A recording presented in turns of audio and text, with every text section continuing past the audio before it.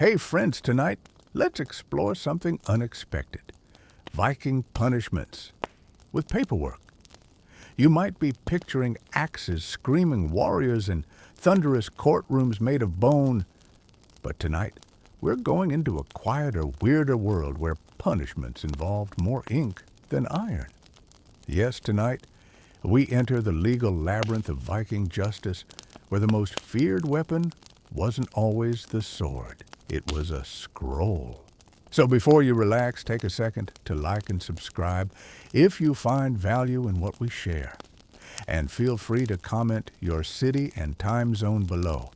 I'd love to know where and when you're listening. Dim those lights, fire up a fan for that cozy background sound, and let's settle in for the journey ahead. You're standing at the edge of a wind-swept cliff. Below you, the sea churns gray and foamy like goat's milk gone bad. Around you, there's the sound of boots crunching gravel, the faint jingle of belt axes, and the occasional cough from someone regretting last night's fermented fish stew. You're not here to raid or row. No, tonight. You're here for something far more terrifying. You're here to file a complaint. See, the Vikings had a code, a very structured, very specific, very wordy set of rules. And while, yes, they had axes, they also had systems. Systems full of deadlines, required witnesses, itemized lists, and verbal oaths that had to be spoken at just the right time, or your whole case would get tossed into the nearest fjord. And let's talk about this place, the Thing. It sounds like a mysterious creature in a horror movie, but it was actually the Public Assembly Think Town Hall, but with more fur cloaks and fewer folding chairs. You're currently walking toward it, your feet sinking slightly in the peaty earth, clutching a carved wooden stick covered in notches. This is your version of legal documents. Each notch is a reminder he took your goat. He trampled your rye field. He insulted your mother's stew. You demand justice, or at least a formal apology, and 2 sheep. The Thing isn't inside a building. It's out in the open, often on a rocky hill or a grassy circle surrounded by stones. There's no judge's bench, but there is a law speaker, an elder with a terrifying memory who has spent his life memorizing every word of the law. That's his whole job. He doesn't read it. He recites it from memory, often dramatically in front of everyone. And if he forgets a clause, well, too bad. That clause just doesn't count today. You approach the stone circle and find your place among a small group of agitated farmers. One is complaining about stolen hay. Another has beef with someone over actual beef. Everyone's waiting for their moment, and here's the catch: if you speak out of turn, or if your wording isn't just right, your entire case might be rejected for being legally vague. Viking law was oral, yes, but it was precise. You had to follow the formulas. Saying he wronged me wasn't enough. You had to list the exact wrong the day it happened, the names of witnesses, and preferably how many goats were involved. Let's pause and appreciate this. In a culture known for raiding monasteries, they had a formal system for reporting fence damage. That's range, honestly. Now it's your turn.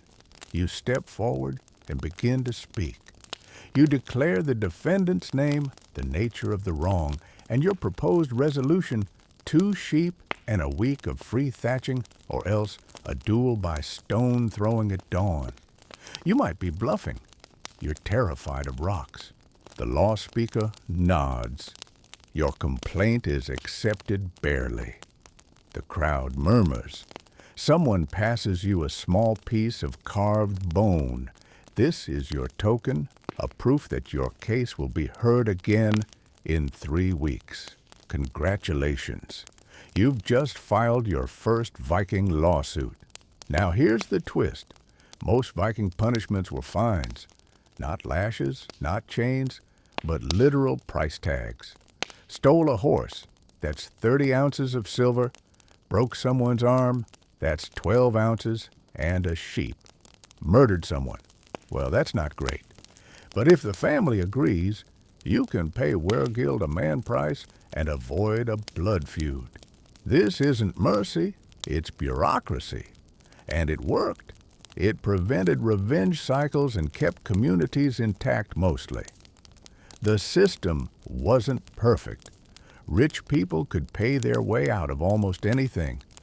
But it also meant that everyone from the chieftain's son to the guy who smelled like fermented turnips had to think twice before starting a brawl. Because Viking justice didn't always come with a blade, it often came with math. Let's not forget the role of witnesses. You couldn't just show up and cry wolf. You needed backup, usually 2 or 3 men willing to swear on their honor that you were in fact wronged. These witnesses didn't have to be unbiased either. They could be your uncles, your best friend, or that one guy you always share smoked fish with. The important thing was their presence, not their neutrality. And the kicker, sometimes the punishment wasn't even paid in silver. It could be livestock barrels of ale, or even long-term chores. There's a recorded case where someone had to thatch his enemy's roof every spring for 3 years. Honestly, that might be worse than jail. The entire legal system ran on memory, reputation, and formulaic speeches. If you forgot a line, case dismissed. If you insulted the law speaker mid-oath, 10 silver coins for disturbing the peace. If you accidentally called someone a goat thief, when you meant goat borrower, prepare for counter-litigation. In modern terms, Viking justice was a bit like filing your taxes by shouting them in public and hoping your accountant remembered the deduction codes from memory. But in its own strange way, it worked. So next time someone mentions Viking punishment, don't imagine swinging swords and flaming torches. Imagine a stressed-out farmer standing in the cold rehearsing a 300-word speech about barley theft, while 2 witnesses nod solemnly behind him and the law speaker massages his temples muttering, "Not another goat case." And that brings us to our historical fact of the night. Viking societies were some of the most legally advanced in medieval Europe, especially in terms of personal compensation and verbal law systems. Quirky detail. The law speaker's memory training was so intense that they often started as children memorizing poems, laws, and stories with specific rhyme structures to keep the content error-free, essentially wrapping legal codes before it was cool. Debatable thought. Did oral law make communities more fair by encouraging collective memory? Or did it allow those in power to manipulate the official version whenever they saw fit? Anyway, you've survived your first Viking legal session. You didn't swing an axe. You didn't run screaming into the sea. You delivered your case, earned your token, and walked home with your goats intact. Good job. The sun doesn't rise so much as it reluctantly rolls across the horizon, painting the fjord in streaks of salmon pink and frost-bitten gold. You wake up inside your turf roof house, the air still sharp with the scent of last night's hearth smoke and someone's questionable dried fish stash. Today isn't about chores or fishing or raiding. Not that you do much of the latter anyway, what with your chronic seasickness and general distaste for screaming. No, today is about the law. Again. Because your neighbor Bjorn, yes, that Bjorn has challenged your claim that his goat trampled your cabbage patch. Which it did. And now, the 2 of you are due to meet at the Law Rock, the legal center of your district, to untangle this cabbage-laced conflict. The thing is, Viking law wasn't just about shouting until someone gave in. It was procedural. It was precise. And it was weirdly obsessed with time slots.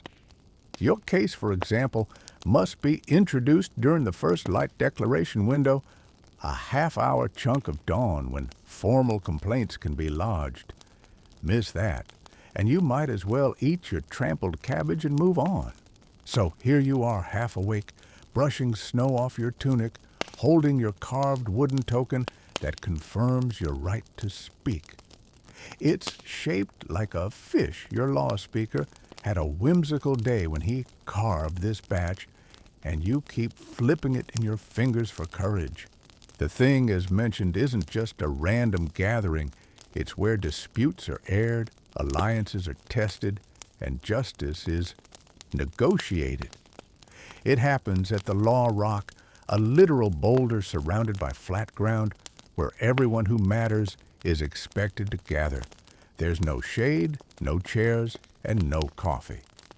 What there is a group of slightly damp, impatient neighbors, each with their own bone to pick, sometimes literally. Bjorn's already there.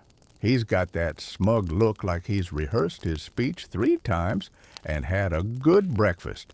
You, however, are running on pride and adrenaline. The law speaker arrives last. He's wrapped in a fur cloak that's more patchwork than practical, and he carries a long staff that's more ceremonial than helpful. He climbs the boulder, clears his throat, and announces the opening of legal proceedings with a series of phrases that haven't changed in 200 years. You try not to zone out. Then it begins. Bjorn speaks first because he filed a counter-complaint claiming your cabbage lured his goat. Absurd, absolutely. But remember, in Viking law, everything depends on how well you phrase it. Bjorn calls your cabbage exceptionally aromatic and an aggressive intrusion upon shared grazing space. There are murmurs of agreement. You can't tell if it's the logic or the poetry. You take a step forward, you clutch your token, and you begin your counter-speech. You describe the cabbage as domestically rooted and entirely innocent of provocation. You list 3 witnesses who saw the goat in question, one of whom even claims the goat winked before jumping the fence. It's not about truth, it's about framing. The law speaker listens with the weary look of someone who has heard far too many vegetable-based arguments. He doesn't decide right away, of course. That would be far too efficient. Instead, he announces that a deliberation will be held the following afternoon, during which a jury of peers, in this case 7 old men who barely hear anything but still love to argue, will offer input. Until then, both parties are required to remain nonviolent and refrain from escalating the cabbage tension. The system, again, is all about preservation. Viking society wasn't big on jails or torture contrary to modern depictions. Why waste a worker, farmer, or shipmate when you could find them, shame them a bit, and keep the community intact? So most punishments were negotiated settlements. Even for serious crimes, payment was the default. That's not to say crime went unpunished. It just went punished in livestock, ale, or labor hours instead of prison time. And here's where it gets even more fun. If the case was unclear, or if someone claimed the other was lying, the law speaker could order a trial of oath. You'd stand hand on a sacred object, usually Thor's hammer or a trusted goat, and recite a legally binding poem asserting your honesty.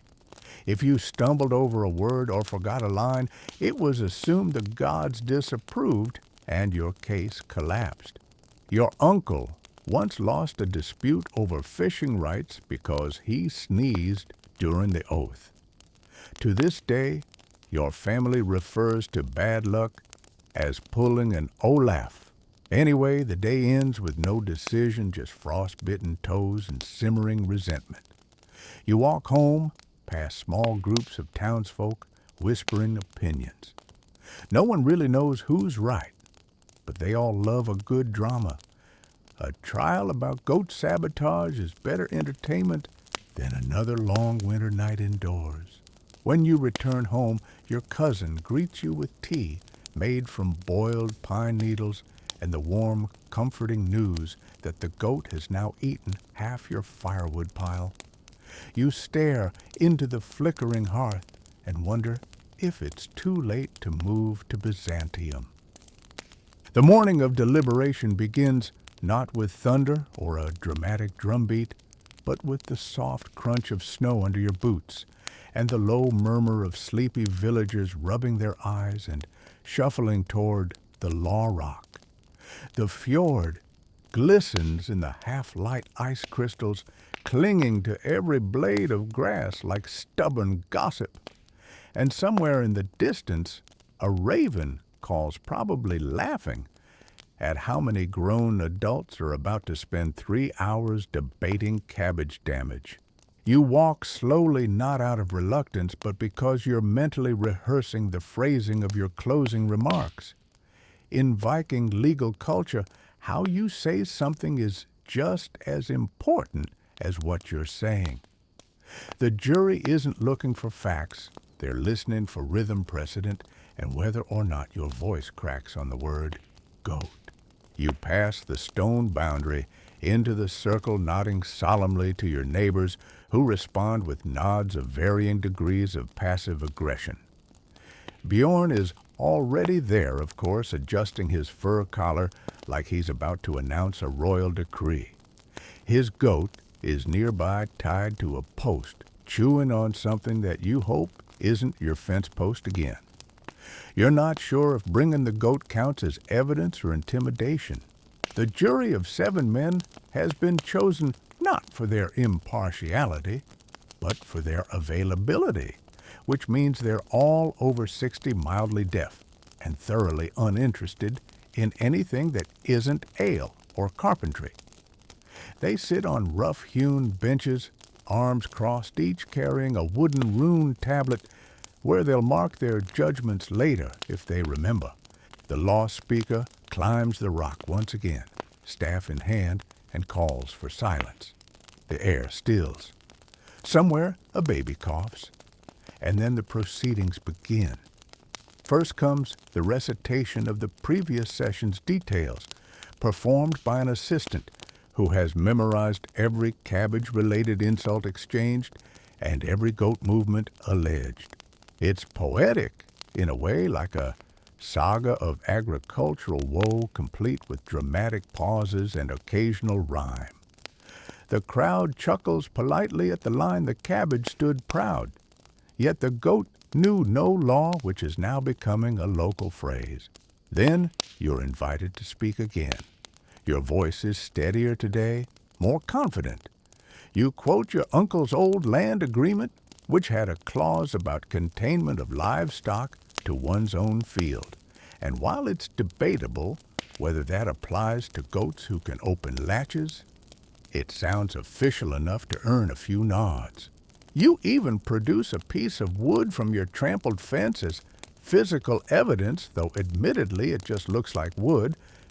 Bjorn counters with an emotional story about how the goat was confused, lured by unfamiliar cabbage smells, and acted out of instinct, not malice. He even suggests the cabbage might be cursed. That last part earns him a few skeptical glances, but also a sympathetic shrug from one juror who believes in ghosts. As closing statements begin, both sides start to panic slightly. You, because you think you might have forgotten a critical witness name, and Bjorn, because his goat has now chewed through its leash and is wandering toward the jury. Chaos ensues briefly as the goat attempts to climb one of the benches, causing an elderly juror to shout trial sabotage before tripping over his own boots. The law speaker calls for calm and suggests an immediate judgment, fearing any more delays will invite divine frustration or at least more goat-related injuries. The jury retreats for deliberation behind a curtain made of woven reeds which provides no actual privacy, but does help create the illusion of solemnity. The crowd mills about snacking on dried cod and making bets. Your cousin is taking odds at 3-1 against you, which is flattering, really. After what feels like an eternity but is only about 20 minutes, the jury returns. Each man places his rune-carved vote into a wooden bowl held by the law speaker. He counts them slowly, dramatically, as if each tally is a thunderclap. And finally, the verdict: Bjorn is found at fault. His goat, while adorable, was indeed unlawfully roaming. You are awarded 2 sacks of barley as compensation and the symbolic right to name this week's community bonfire. You feel triumphant. You won. Justice has been served barley-flavored and slightly delayed, but still. Bjorn shakes your hand stiffly, and you both exchange the traditional apology phrases, which involve acknowledging each other's ancestors and promising not to hex each other's livestock for at least 1 season. The goat is gently dragged away, and with that the trial is over. You leave the law rock a little taller, your frost-bitten fingers curled proudly around your barley vouchers, and the knowledge that you didn't just survive Viking law, you played it like a fiddle. The bonfire crackles in the center of the village, throwing long, flickering shadows onto the packed snow. You stand a few steps back, barley sacks resting proudly at your feet, as neighbors gather with mugs of warm ale and their usual assortment of hand-me-down gossip. The glow of firelight paints everyone's faces in golden strokes, softening wrinkles, blurring grudges, and making even Bjorn's goat look like a mythic creature rather than a cabbage assassin. But the fire tonight isn't just about warmth. It's your fire. As the symbolic victor of the week's legal proceedings, you were granted the honor of naming it. After several minutes of careful consideration and a mug or 2 of ale, you christened it Flame of Slight but Meaningful Vindication. The name has spread quickly, half mockery, half admiration, and already someone's carving it into a piece of driftwood to hang above the meeting stone. You sip your drink slowly, savoring the sense of quiet respect that's come your way. It's not just about winning a trial. It's about having stood before the law rock, survived the bureaucratic tangle of Viking justice, and emerged with both your pride and your barley unburnt. But of course, peace is a temporary arrangement in Viking society, and it's only a matter of time before someone else's dispute rises like steam from the stew pot. You overhear murmurs about a sheep going missing again and how the neighbor's son has been seen wearing suspiciously fluffy boots. You also hear talk of a man named Stig who refuses to pay for damages to a neighbor's canoe, claiming that a storm god broke it and not his reckless docking. This isn't idle chatter. These are the seeds of lawsuits to be future legal drama brewing in ale-fueled whispers. And that's how Viking justice stayed alive, not through scrolls or signatures, but through communal memory ritual and the quiet threat of being called to speak at dawn with a goat watching. The next morning, you rise earlier than usual, still tasting ash and barley in your mouth, and find yourself summoned by a messenger, a boy no older than 12, bundled in so many layers of fur, he looks like a small, disgruntled bear. He hands you a carved plank with a rune message scratched hastily across the surface. It's a summons. Apparently, your name has come up in a property boundary dispute involving a stream that runs between your land and your neighbor's bathhouse. and whether that stream is technically a shared resource or private bathwater runoff. You don't even have a bathhouse, but you washed your feet in that stream, so now you're considered a secondary stakeholder. Congratulations, you're now part of yet another legal mess. And here's where Viking law really starts to feel less like justice and more like an unpaid part-time job. Disputes beget more disputes. A single argument about cabbage can sprout into a web of side claims oaths, challenges, counter-challenges, and obligatory social ceremonies. And while it might sound chaotic, it actually holds the community together. Because no one can simply disappear from their responsibilities. You live here, you know everyone. And if you try to lie in court, your neighbor's aunt, your cousin's goat, and the law speaker's assistant's uncle all probably know the truth and will bring it up loudly next market day. So you prepare yourself again another day, another legal script to memorize another set of awkward greetings, and maybe another goat to glare at from across the law rock. You take a walk before the session to clear your mind, breathing in the clean, cold air that smells faintly of seaweed and wood smoke. You pass by a small hut near the edge of the village where the law speaker lives. Outside, drying in the weak winter sun, are rows of small rune tablets, legal summaries, poems, and reference codes, each strung like laundry across a sagging rope. It's a reminder that while Viking law was mostly oral, certain items were recorded usually on wood or bone and preserved like prized recipes. In fact, some villages even had unofficial law poets whose job was to turn particularly complex cases into rhyming sagas that people could remember. That stream argument you're involved in, there's a good chance it will one day be sung by drunkards around a fire as the tale of the two bathing brothers and the misunderstood muddy footpath. Eventually, you arrive at the Law Rock. The mood is lighter today, less tense perhaps, because this dispute lacks the dramatic charm of a runaway goat. Still, it's treated with the same formality. Witnesses are called, statements are made. You listen as the main parties argue about where the stream sounds the most like a waterfall, because apparently whoever controls the louder part of the stream gets bathing rights. It's absurd. And yet, when the law speaker asks for your opinion, you speak with solemnity, stating that while the stream's acoustics do shift depending on the tide, the eastern bank always has more fish, and therefore probably deserves more consideration. You don't really know if that's true, but it sounds wise. And in Viking court-wise sounding words are often just as useful as truthful ones.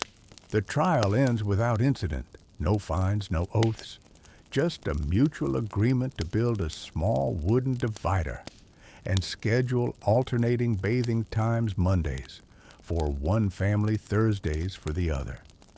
Everyone nods as if that solution makes perfect sense. And maybe it does. Because at the heart of all this long-winded tradition and goat-related mayhem is a truth Viking law, for all its quirks, aimed not to punish, but to keep the community from falling apart. A bad ruling could mean a blood feud. A rushed decision could split a family. But a slow, overly complex, occasionally ridiculous process that gave people time to cool off, to laugh, and to compromise. Sometimes justice isn't swift, it's stubborn.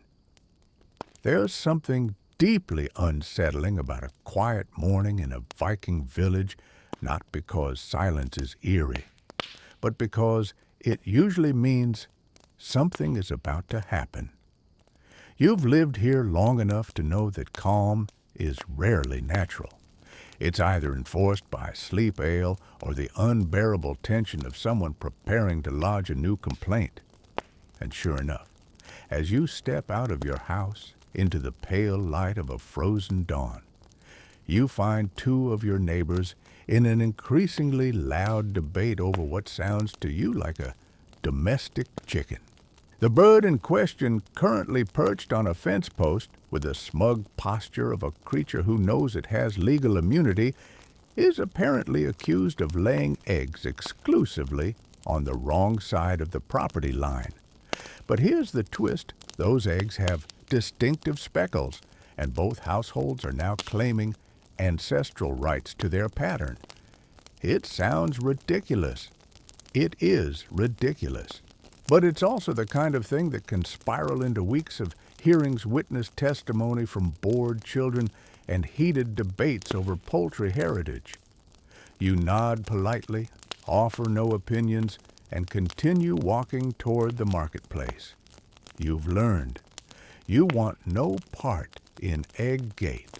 At the market, amid barrels of pickled herring and coils of dried rope, you hear a familiar voice call your name.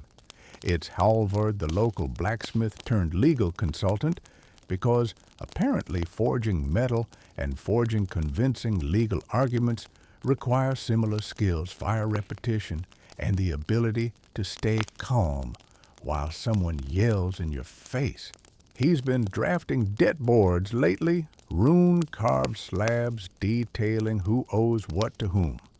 And he proudly shows you a new one that tracks 3 ongoing disputes about sheep, grazing boundaries, ale dilution ratios, and a missing axe that may or may not have been stolen or simply misplaced after a very enthusiastic wedding dance.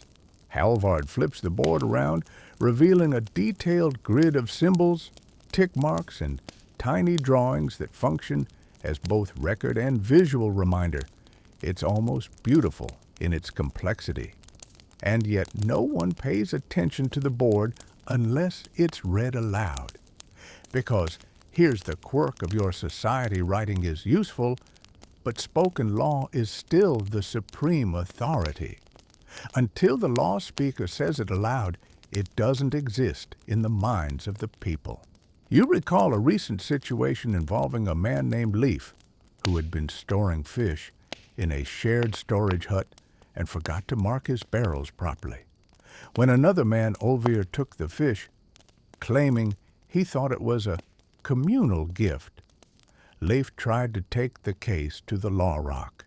But since Leif had no witnesses and couldn't recite the correct complaint formula, the law speaker dismissed the case.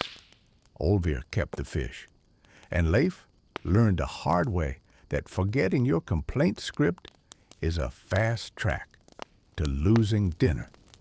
That's the rule. No matter how right you are, if your speech lacks the right words, said in the right order at the right time, you might as well be shouting into the wind.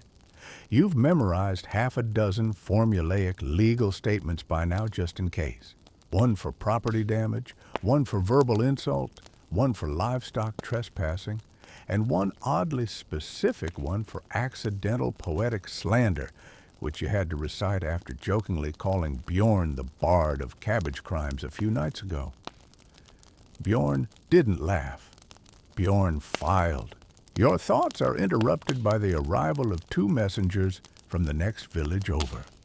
They ride in on tired horses, wrapped in cloaks so crusted with frost they crackle when they move.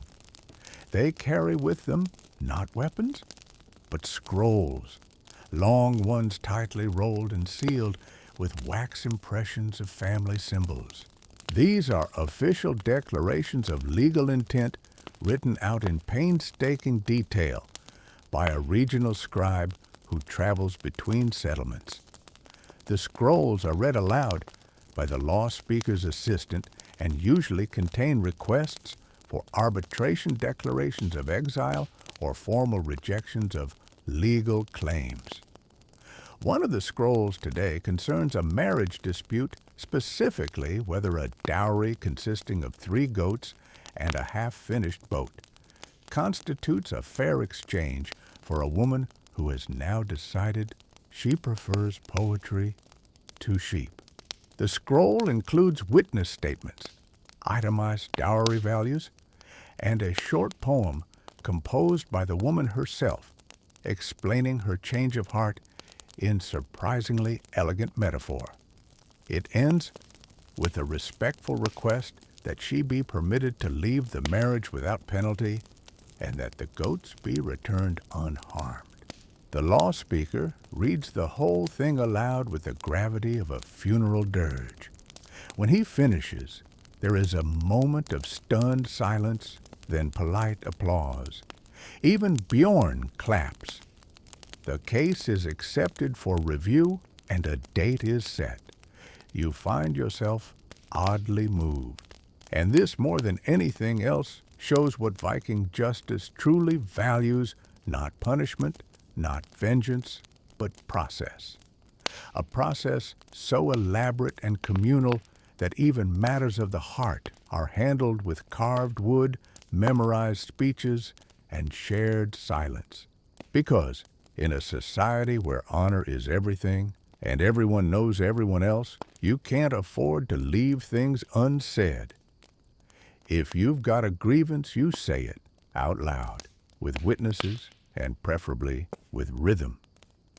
The wind tonight sounds like a conversation you're not invited to, low muttering and persistent. It slips through the cracks in your wooden door, weaves through the thatched roof, and ruffles your blanket just enough to keep you awake. You stare at the ceiling and wonder if anyone in the village has ever gone an entire moon cycle without being named in a complaint. Probably not, because here conflict isn't an aberration. It's a daily ritual like eating or mending boots.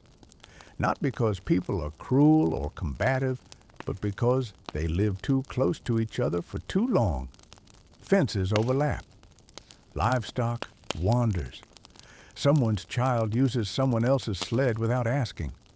And just like that, you're back at the Law Rock, presenting a case with 3 witnesses, 2 goats, and a hand-drawn map. The absurdity is constant, but so is the structure. And tonight you find yourself reflecting on the most sacred and often most overlooked corner of Viking justice, the law speaker himself. He's not a king, though people bow their heads slightly when he walks by. He's not a priest, though he holds memory like a sacred text. He's just a man, one who carries the weight of every law in his head. You've watched him, tall, slow-moving, always with a carved staff in hand. Some say it helps him think. Others whisper it's hollow and holds tiny rune tablets inside. But you don't believe that, because you've heard him speak. You've seen him close his eyes, lift his chin, and recite entire legal passages word for word, tone for tone, as if the syllables were stitched into the lining of his bones. The first time you heard him deliver a verdict, you didn't understand most of the terms, but you understood the rhythm. It was like listening to rain hit a roof, patterned, precise, inevitable. Becoming a law speaker isn't something you apply for. It's something you become over years of apprenticeship and recitation. The training starts early. Boys with good memory and calm voices are chosen. They spend their youth not playing, but listening. Their days are filled with stories, yes, but not fairy tales. These are legal precedents, case studies, entire histories of disputes resolved and unresolved, encoded in meter and rhyme. You once spoke with a retired law speaker, a man with clouded eyes and a voice like gravel, soaked in honey. He told you the worst part wasn't remembering the laws, it was remembering who'd already heard them. The first time you say something, it's truth, he said. The second time, it's tradition. The third time, it's a fight about misquoting. You remember that tonight as you lie awake, because tomorrow You've been asked to serve as a recaller, a temporary assistant, whose job is to repeat past verdicts aloud so they can be considered in an upcoming case about inheritance. The issue: two brothers are fighting over a boat. Their father died leaving behind no written will, but apparently once declared in front of several neighbors mid-fishing trip that the better rower gets the boat. No one wrote it down, but everyone remembers it, sort of. Your job is to recite a similar case that happened 12 years ago in a neighboring village, where a man left his daughter a pig pen based on who could recite the family saga with the fewest mistakes. It's a stretch, but in Viking law precedent is flexible if your tone is convincing. So you rise early and practice your speech, not just the words, but the cadence, the pauses, and the weight on each phrase. You wear your cleanest tunic, the one with embroidery around the sleeves that says, "I take oaths seriously." At the Law Rock, the two brothers stand on opposite sides of a fishing net, each holding a paddle like it's a legal document. The law speaker nods to you, and you begin. Your voice isn't strong at first, but it grows. The crowd stills. You speak of the pig pen, the recited saga, and the precedent that gave the prize to memory instead of muscle. When you finish, there's a brief silence. Then the law speaker smiles just barely and motions for the jury to consider. The verdict, a rowing contest, will be held tomorrow at dawn. But each brother must first recite their father's favorite song, word for word. Suddenly, everyone's practicing verses by the lake, and you become an accidental coach. One brother can't remember the chorus, the other keeps swapping verses, but neither questions the fairness of the process. Because even when Viking justice is absurd, it feels fair, partly because it demands participation, and partly because it insists that memory is more powerful than muscle. By the time the sun peeks over the hills, the lake is already ringed with villagers clutching mugs of warm broth and huddling in the layers of wool. You stand at the edge of the crowd, arms folded, watching the two brothers prepare for the most dignified legal test of strength and memory this fjord has seen in months the row-off. Not that it's officially called that, of course. On the record, this is a legacy resolution event via traditional maritime contestation, but everyone just calls it the boat brawl.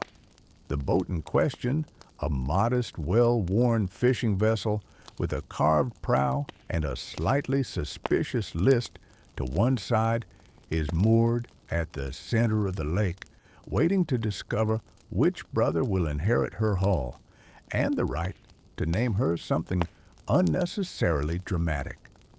One of them has already suggested Oathbringer, which feels a little intense for a rowboat, but no one says it out loud. But before oars touch water, the first part of the trial begins the recitation. Each brother must perform the father's favorite poem, a piece of oral tradition, half eulogy, half fishing advice passed down over decades. The law speaker, seated on a rock like a weary but attentive god, gestures for the first son to begin. He clears his throat, steps forward, and starts strong. His voice is steady, the rhythm smooth, but around verse 4 he stumbles, confusing herring with hearing, which draws a few smirks from the crowd and a wince from his mother. Still, he recovers, finishes with flair and bows. Then the second son takes the stage. He's the quieter one, known more for chopping wood than reciting verse, but as he begins, something shifts. His voice isn't loud, but it's clear, and each line lands like a wave breaking over smooth stone. He doesn't forget a single word. When he ends, there's a beat of silence, then a ripple of applause. Even the goat claps, though. It's probably just pawing the dirt. But still. The law speaker raises a hand signaling approval, and the second phase begins. The rowing contest itself is less elegant. Both brothers fling themselves into separate skiffs and paddle furiously toward the boat in the middle, which spins gently in the current like it knows it's at the center of something important. There are grunt splashes, a near capsize, and at one point, an angry duck. But eventually, the older brother reaches the boat first, slamming his oar into the side with an unceremonious thump. He climbs aboard, breathless but victorious, and raises both fists in triumph. The crowd cheers, not just for him, but for the whole absurdity of the event. It's not every day you watch legal property disputes resolved through poetry and mild aquatic violence. The younger brother accepts the outcome with a solemn nod. He didn't win, but his recitation was flawless, and that earns him something nearly as valuable reputation. In Viking society, how you lose matters almost as much as how you win. He'll be remembered not as the man who lost a boat, but as the man who out-recited his brother in front of the whole village. And in the long game of social standing that counts for more than oars. As the villagers disperse, you find yourself chatting with an elder who remembers similar contests from her youth, one involving a wheelbarrow, a song about fermented cabbage, and a man who tried to fake a limp to win sympathy. She laughs as she tells it, eyes crinkling with the kind of joy that only shared memory can bring. That's what these events really are.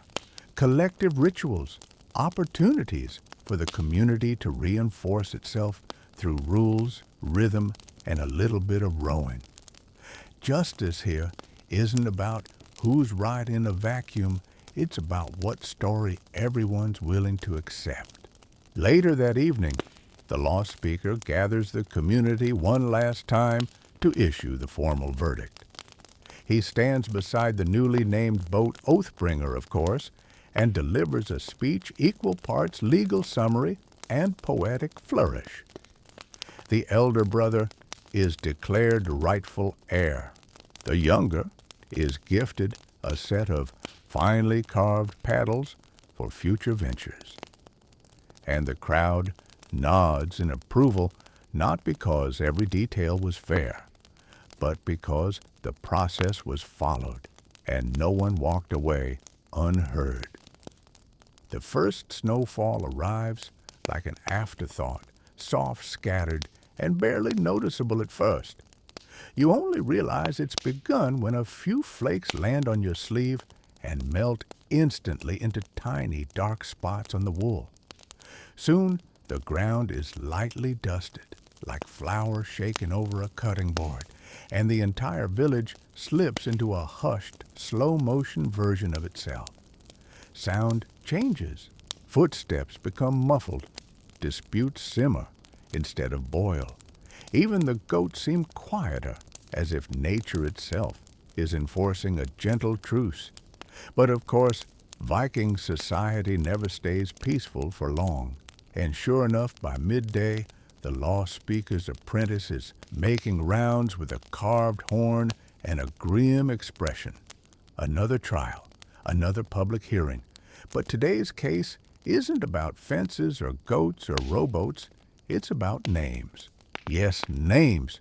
Specifically, a man named Torvald has accused another man, Sigmund, of stealing his ancestral name and using it to sell firewood under false pretenses. Apparently, Sigmund has been introducing himself in nearby villages as Torvald III, a title Torvald claims is exclusive to his family line. Why? Because 3 generations ago, his grandfather won that suffix in a wrestling match. and the title was sanctified by the law speaker at the time. Sigmund, however, argues that he is also a Torvald by blood through a cousin's half-sister's second marriage, and therefore entitled to the name and the reputation.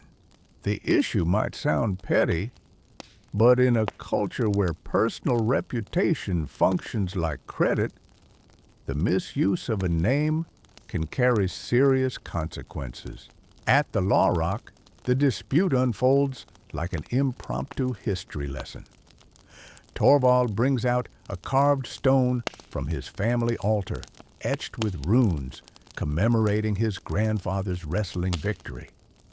Sigmund, not to be outdone, presents a goat-hide family tree annotated with symbols that may or may not be upside down. The jury listens politely, though one of them seems to be asleep. The law speaker, however, is wide awake. He strokes his beard, squints at the hide, and eventually calls for the rarely invoked name oath, a ritual in which both parties must swear on a sacred object that they are the truest bearer of the disputed title. If either man falters even slightly, his claim is void, and that's where things get interesting. The sacred object chosen for the oath is not a hammer or a sword, or even a family rune. It's a wooden comb, specifically an heirloom comb carved with the likeness of a sea serpent, believed to bring clarity of thought and expose falsehoods when touched. The comb is placed on a rock, the men stand facing each other, and the crowd holds its collective breath. Torvald goes first.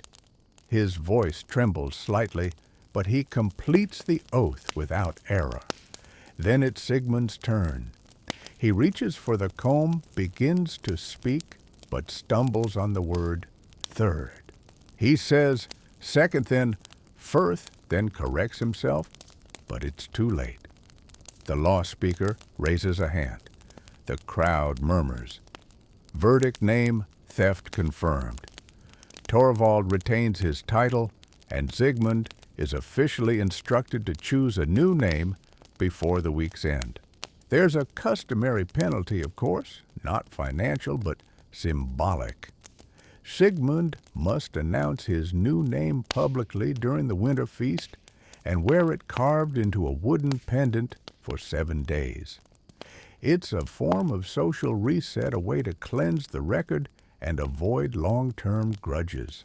He chooses Sigmund Woodbourne, a name referencing both the firewood business and his new start.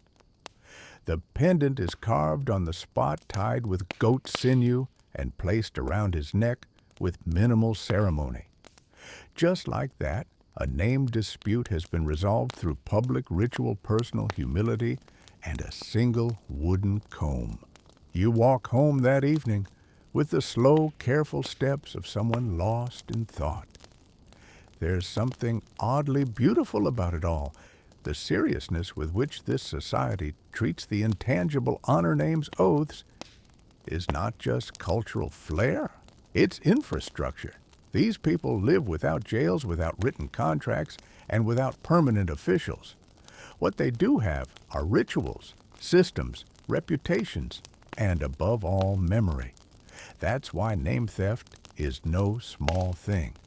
Because in this world, your name is your record, your legal history, your business card, your legacy.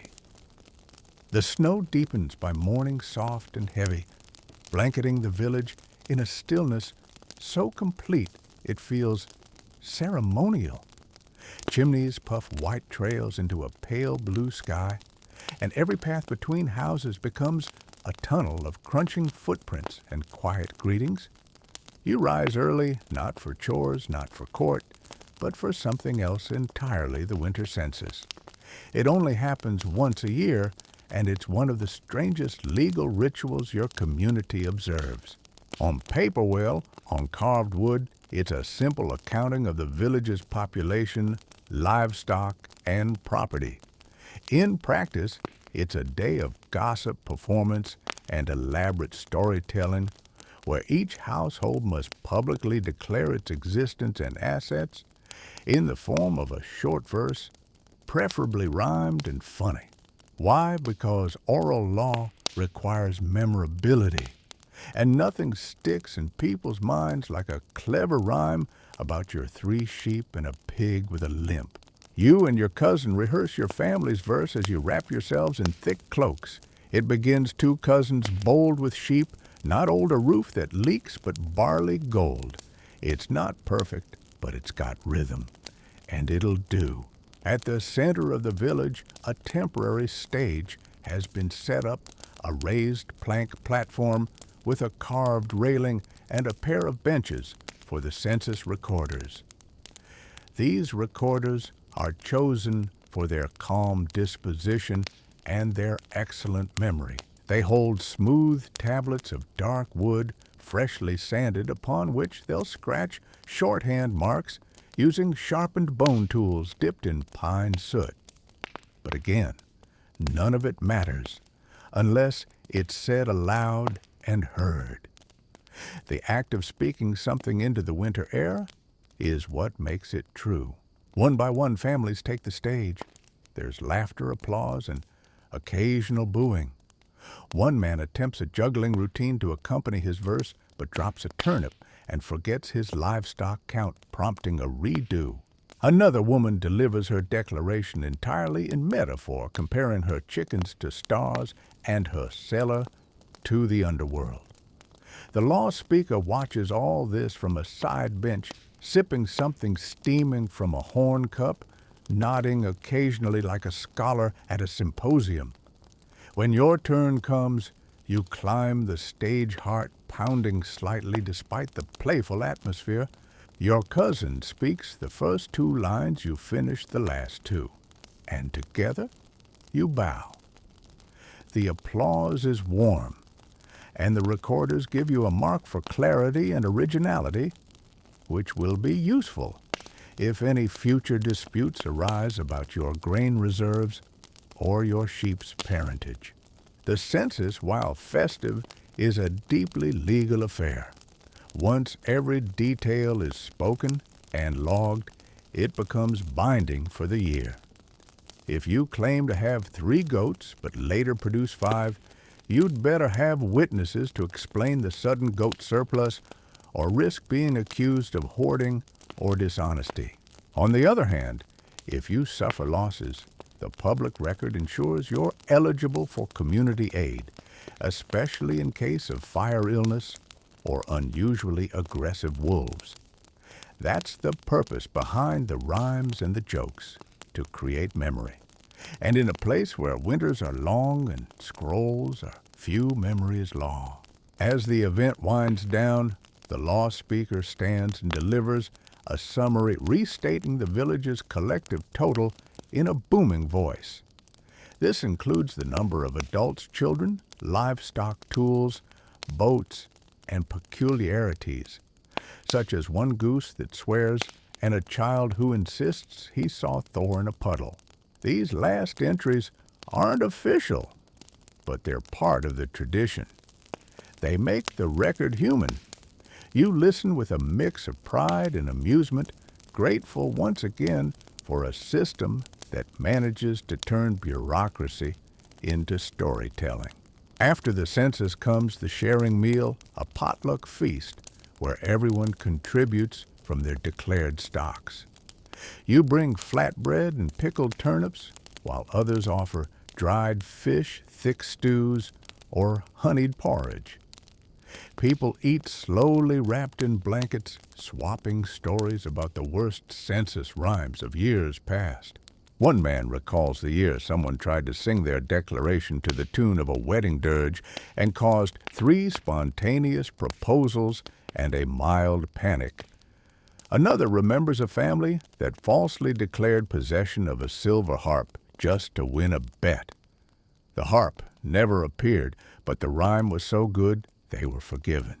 By evening, the snow's falling again soft and sideways. People head home full and slightly tipsy. You walk with your cousin, humming your verse under your breath, the cadence of it settling into your bones. There's something comforting in knowing that everyone else heard it too, that your home, your goats, your leaky roof, and your barley reserves are now part of a shared living record, and that next year, when your verse is remembered, it will anchor you once again in the mind of the village. The days grow shorter now, shrinking like wool in the hot water. By late afternoon, it's already dusk, and the light has that faded amber hue that makes everything look older, like time itself is yawning. The village quiets earlier, too. Fires are lit before supper conversations lean toward whispers, and every sound, every creak of wood, every distant howl seems to echo just a little longer. You've begun to measure time less by the sun and more by the length of shadows stretching across your hearth. And in this slow, creaking rhythm of winter, something odd has surfaced. A document, a real one, written, sealed, and found in a chest, buried beneath the floorboards of the longhouse once owned by old Ingridr, who passed 2 winters ago and left behind more mystery than furniture. The scroll is made of tightly pressed lambskin, still supple despite its age, and sealed with wax, bearing the unmistakable insignia of an old regional law speaker, 3 lines shaped like a fish's tail. The discovery has caused a stir, not just because it's old, but because it's written. In a culture where the law lives in memory, a written contract is rare and frankly suspicious. The law speaker himself has requested that it be read aloud at the next assembly, not for its legal power, but so it can be debated, weighed, and either accepted or ceremonially dismissed. Until then, it waits in the law speaker's keeping, wrapped in linen, and placed inside a carved wooden box marked with runes that roughly translate to handle only with interest. You, of course, are curious. You've seen the scroll briefly. The ink is faded but legible, and the writing itself is surprisingly neat, as if whoever penned it had no intention of being misunderstood. The document outlines an agreement between 3 parties over the shared ownership of a forest trail used for transporting timber. It specifies usage days, maintenance duties, and even penalties for leaving fire pits unattended. The most striking part, it names witnesses by full name, age, and profession, and includes their physical descriptions. One is identified as Bard, son of Olaf, 27, winters wide, nose missing, thumb expert in salt preservation. It's comically specific, and yet there's something impressive about it too, a clarity of thought that oral law sometimes dances around. At the assembly, a crowd gathers even larger than usual. People bring stools, cloaks, and mugs of steaming broth. The law speaker steps forward, unboxes the scroll, and clears his throat. The reading is slow and deliberate. Every clause is punctuated with pauses for explanation. After each section, villagers murmur, nod, or furrow their brows. Some clap quietly at the mention of shared firewood duties. Others chuckle at the phrase accidental goat entanglement, which appears in a clause about animal crossings. When the reading ends, there is silence. Not the confused kind, but the thoughtful kind, the kind that follows an unexpectedly good story, or the first snowfall no one saw coming. Then begins the discussion. Some elders argue that written law lacks the adaptability of spoken verdicts, that once something is written, it becomes rigid, immune to the nuance of changing voices or softened memories. Others say the opposite, that this scroll shows a way to preserve intention to ensure fairness even generations later. You find yourself listening more than speaking, caught between admiration and doubt. The clarity is appealing, yes, but there's something fragile about it too. What if someone lies in writing? Or worse, what if no one remembers how to interpret it properly? Eventually, the law speaker makes a decision not alone, but with the consensus of those present. The scroll, while legally interesting, will not override existing oral agreements. Instead, it will be copied onto wooden panels and placed in the village archive, not as law, but as record, a reference, a curiosity, and perhaps, someday, a precedent. After the assembly, you linger with a few others to look at the scroll again. It's still strange to see ink holding so much meaning. There's a finality to it, a silence that spoken words don't carry. In court, a word can be corrected, a memory clarified, but a written mistake becomes fossilized, preserved, possibly misinterpreted forever. And yet, how many verbal decisions have already been lost to snow old age or drunken recollection? That night, lying by your fire, you find yourself thinking about legacy, about how memory is both fluid and fragile, about how some truths live better in stories and others in scripts. And you wonder what happens when a society built on voice begins to trust paper. The scroll may have been shelved, but its presence lingers. Over the next few days, it becomes a quiet obsession, something people bring up in passing, not as news, but as myth in the making. You hear it woven into gossip, at the well dropped casually into fish-gutting conversations, even referenced during an argument about who last mended the village ladder. Well, if we'd written it down like the scroll, someone mutters, and there it is again, that strange blend of awe and suspicion that follows any idea too modern for comfort. But beneath the jokes and half-hearted sarcasm, something is shifting. The scroll didn't change the law, but it cracked the door to a new kind of thinking, one where memory has rivals and truth might one day be inked instead of spoken.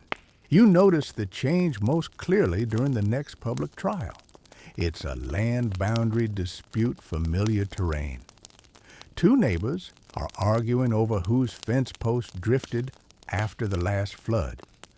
Ordinarily, this would be resolved with witness accounts, vague gestures toward trees, and the occasional poetic insult.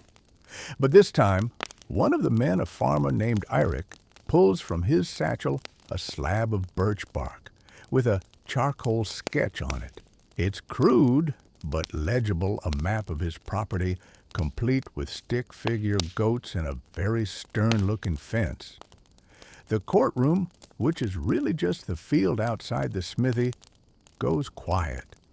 It's not forbidden what he's doing, but it's strange. Everyone leans in to get a look.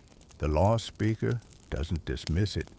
He studies it for a long time, squinting, running his fingers over the bark's edges as though trying to read its intentions.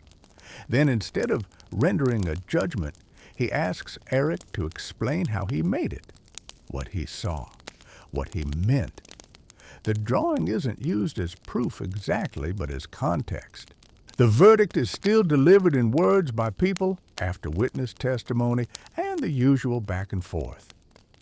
But when it's all said and done, the law speaker concludes with an odd sentence, and let the drawing be remembered as a thing that pointed. It's not official, but it sticks. Afterward, back at your house, you find yourself staring at your own fence. Not because it's shifting, though it might be, but because you're wondering how you would draw it if asked. What symbols would you use? How much space would you leave for trees that come and go with the seasons? What does your land mean when committed to a page instead of a story? That evening, your cousin brings out a small piece of pine plank and starts carving simple tally marks on it, one for each day their sheep returned safely. It's not legal, it's not poetic, but it's the beginning of something. You don't say much, just nod, because it feels right. Not better than the old ways, just something different. Something that might help when memory eventually forgets. But not everyone is pleased. Some elders begin murmuring about the ink wave, warning that too much reliance on marks and maps will weaken the law's spirit. What can't be remembered, one says, was never worth judging. Others argue the opposite, that memories fail more often than fingers, and that the stories you trust most are the ones you can return to in ink or ash. The village splits not into anger, but into posture. Some lean forward, others lean back. In this tension, the law speaker does something unexpected. He calls for a special assembly not to resolve a dispute, but to host a public reflection. He wants each household to share a moment when memory failed them, a forgotten promise, a misquoted verse, a misremembered law. The idea is strange, vulnerable, but powerful. One by one, people stand. A fisherman tells of miscounting nets and losing half a catch. An old woman recalls mixing up marriage oaths and accidentally blessing her nephew to marry a goat, figuratively, thankfully. Even the law speaker shares once in his youth he forgot a critical clause during a blood price negotiation, and a feud burned for 3 extra seasons before someone corrected him. No one laughs cruelly. Instead, they nod, murmur, sit a little softer, because everyone knows memory is holy, but it is not perfect, and perhaps, just perhaps, there's room beside it for something more. The snow thickens overnight, packing tight and heavy atop roofs like the land itself is exhaling under a woolen blanket. Paths disappear. Doors creak harder. Every step outside becomes a negotiation with gravity. Yet the village pulses on slower, but undeterred. Fires burn longer. Meals are heartier. And conversations stretch like taffy, drawn out, winding, full of pauses where no one minds the silence. It's in this stillness that the winter arbitration begins, a week-long ritual when unresolved grievances from the past year are quietly offered, not as official complaints, but as requests for reconciliation. These aren't dramatic disputes over land or goats. These are the lingering bruises of words left unspoken, gestures misread, and kindnesses gone unpaid. In Viking law, not every wrong becomes a trial. Some simply become winter memories, cold, soft, and harder to shake.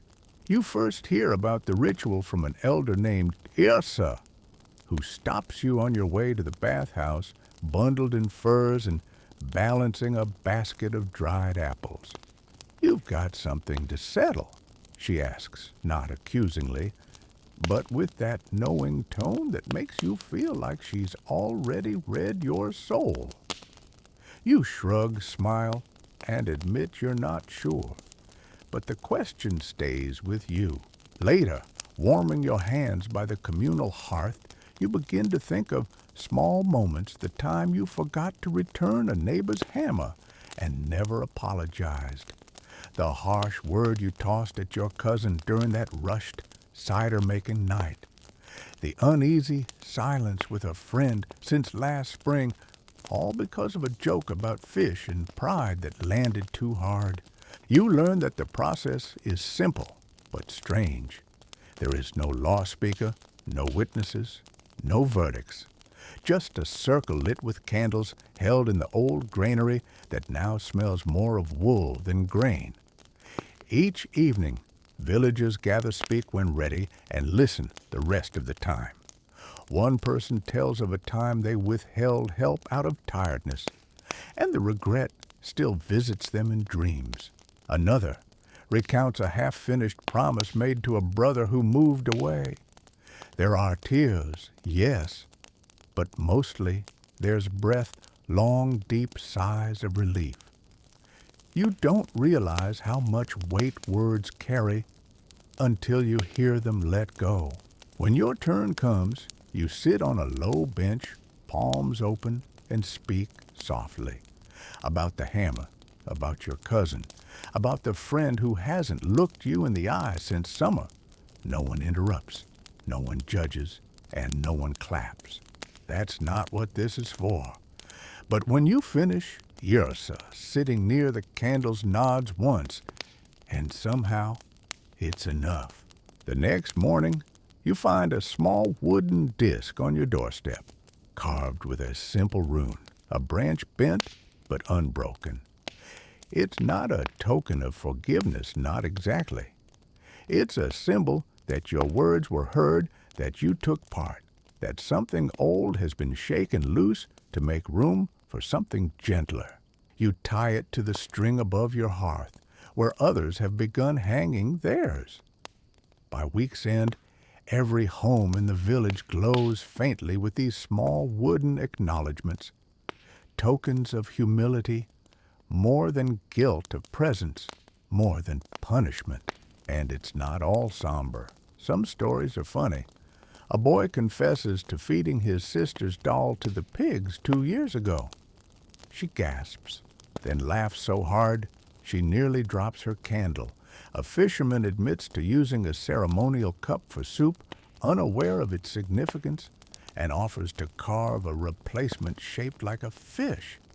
He does. It's hideous. Everyone loves it. There's healing in humor, too.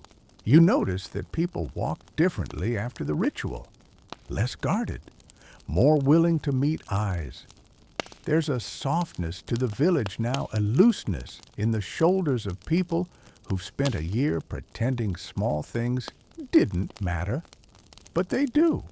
And Viking justice, for all its battles and oaths, knows this too. It makes space for murmurs, not just declarations. There's a sound that only comes with deep winter, a creaking in the beams above your bed, slow and rhythmic, as if the house is breathing with you. It's comforting, in a way, a reminder that even the walls are settling into the season. Outside, the village has entered its quietest stretch, the days bleached gray and the nights swallowing the world whole by mid-afternoon. Yet beneath this silence, things are stirring. Ideas mostly. Whispers of change.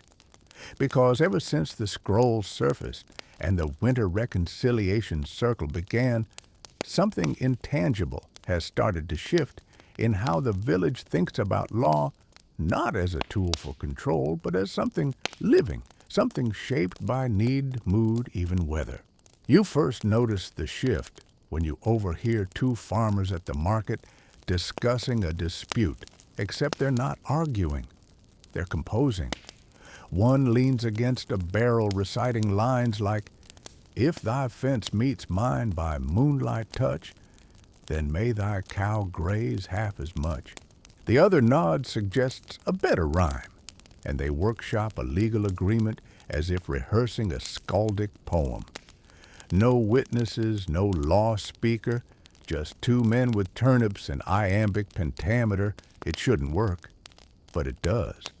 By the end of the conversation, they've agreed to stagger their grazing days and document it in verse to be sung at the next gathering for public memory. This isn't satire, it's adaptation. You wonder if the law speaker knows. He probably does. He sees everything, even when he pretends not to. And he says nothing. Perhaps he knows that some changes don't need permission, just rhythm. The change gains momentum when a group of young villagers begins gathering weekly to study the old rune stones placed along the ridge path. These stones, most long forgotten, bear short inscriptions, some commemorating settlements, others marking neutral zones or water rights. No one remembers the exact meanings. But the group isn't deterred. They bring charcoal paper and an endless supply of questions. They begin transcribing, comparing, and speculating, not for legal authority yet, but for understanding. They treat the stones like a riddle, a conversation with the past. And when one of them finds a symbol resembling the law speaker's ancestral mark, interest spikes. Now, even elders show up pretending not to care while clearly caring very much. Soon, this group begins presenting their findings during communal meals, reading aloud their interpretations with dramatic flair. One elder scoffs, but stays until the end. Another corrects a translation mid-recitation, and suddenly a half-century-old water dispute is re-examined over dried fish and mead. What's happening isn't rebellion. It's scholarship, messy, passionate, joyful scholarship. The law isn't being rewritten. It's being remembered, remixed, and made breathable again.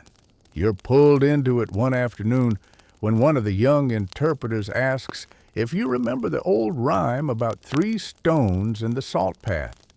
You do barely. Your grandmother used to mutter it when seasoning stew. You repeat what you can recall, something about a traveler, a flood, and a warning not to boil potatoes too close to the tide line. It doesn't make much sense, but the students' eyes light up and they run off to add it to their growing collection of possible legal rhymes with culinary overlap. You chuckle, then pause, because somewhere in your bones it feels like law. As winter deepens, so does the practice. Some villagers begin painting symbols onto wood panels and hanging them near their homes, not as signs of ownership, but as quiet statements. One panel shows 2 arrows circling each other, a symbol for shared pasture use. Another shows a fish and a basket co-ownership of fishing traps. The symbols aren't standardized, but they're clear enough. Agreements made visible, no ink, no judges, just mutual understanding carved into door frames. It's not official, but it matters. People respect it. One evening, as snow thickens outside, the law speaker calls a quiet meeting, not at the Law Rock, but in the old weaving hall, warm with fire and smelling of lanolin. He sits not above the group, but among them. No staff, no robe, just a cup of tea and a question.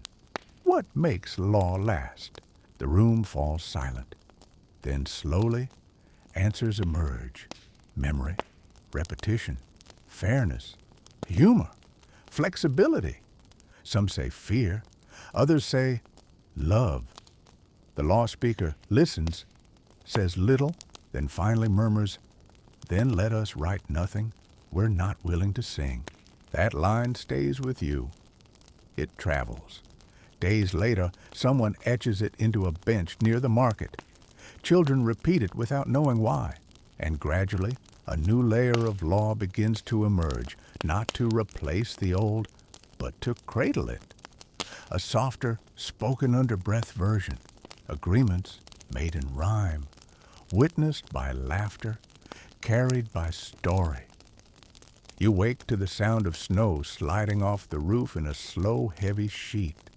It thuds against the frozen ground with the quiet finality of a door being closed.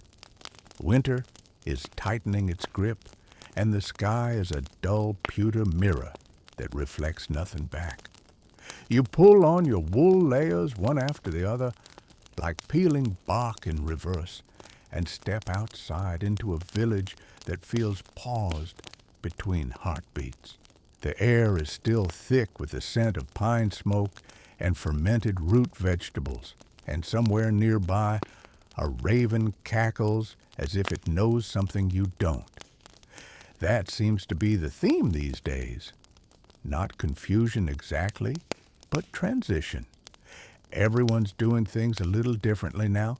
The scroll changed something, or maybe the silence that followed it did.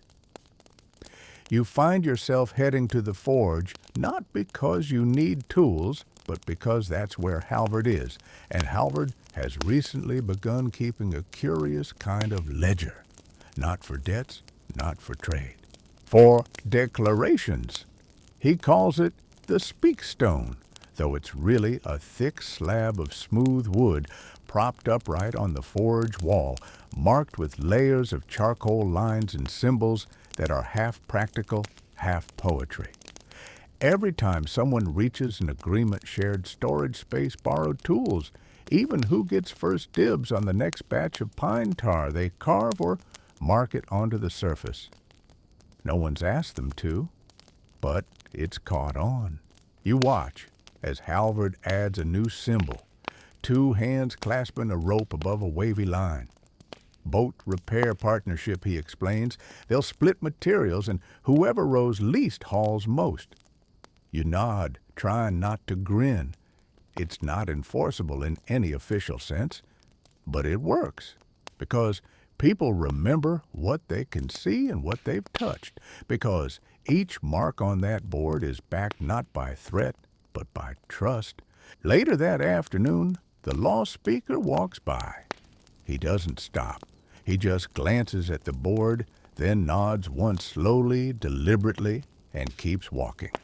No endorsement, no condemnation, just an observation. And that, in Viking terms, is practically a blessing. The board isn't the only thing evolving. You hear that the Winter Feast Committee, 3 women with sharp tongues and sharper memories, has begun drafting kitchen codes to avoid last year's chaos, when 2 families brought the same stew and accused each other of flavor theft. The codes are nothing more than etched wooden spoons hung on a rack, 1 per dish type, first come, first claim. You laugh when you see them, but the system works. And no one's stew tastes like betrayal this year. These micro-laws, these household agreements, they're everywhere now, on baskets, on beams, even scratched into the snow with sticks and captured later in rhyme. Children mimic the process in games, resolving disputes over sleds with mock tribunals, where the penalty for unfairness is snow down the back of your shirt.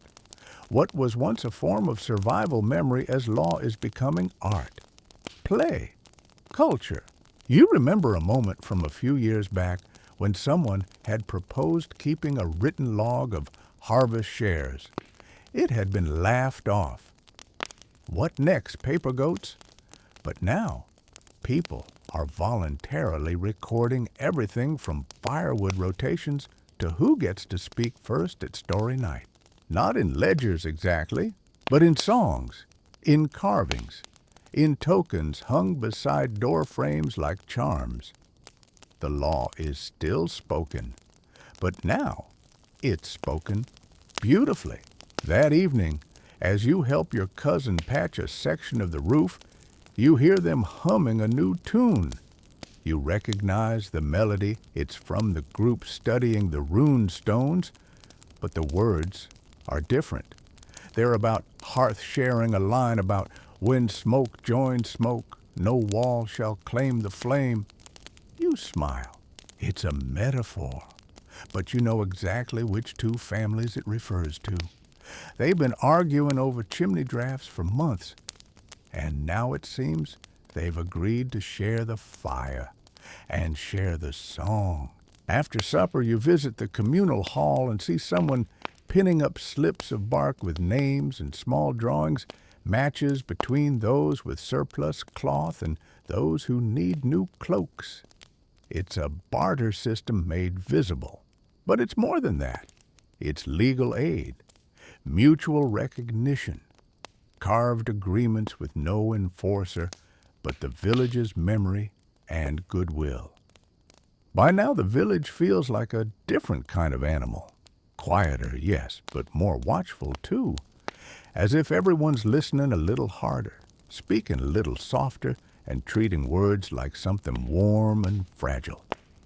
The Law Rock sits mostly empty these days, crusted in snow, its once regular gatherings replaced by smaller circles, hallway conversations, and gestures that carry more meaning than volume ever could. You pass it on your way to the woodshed and pause brushing snow off its flat surface, running your fingers over the grooves worn by centuries of boots and declarations.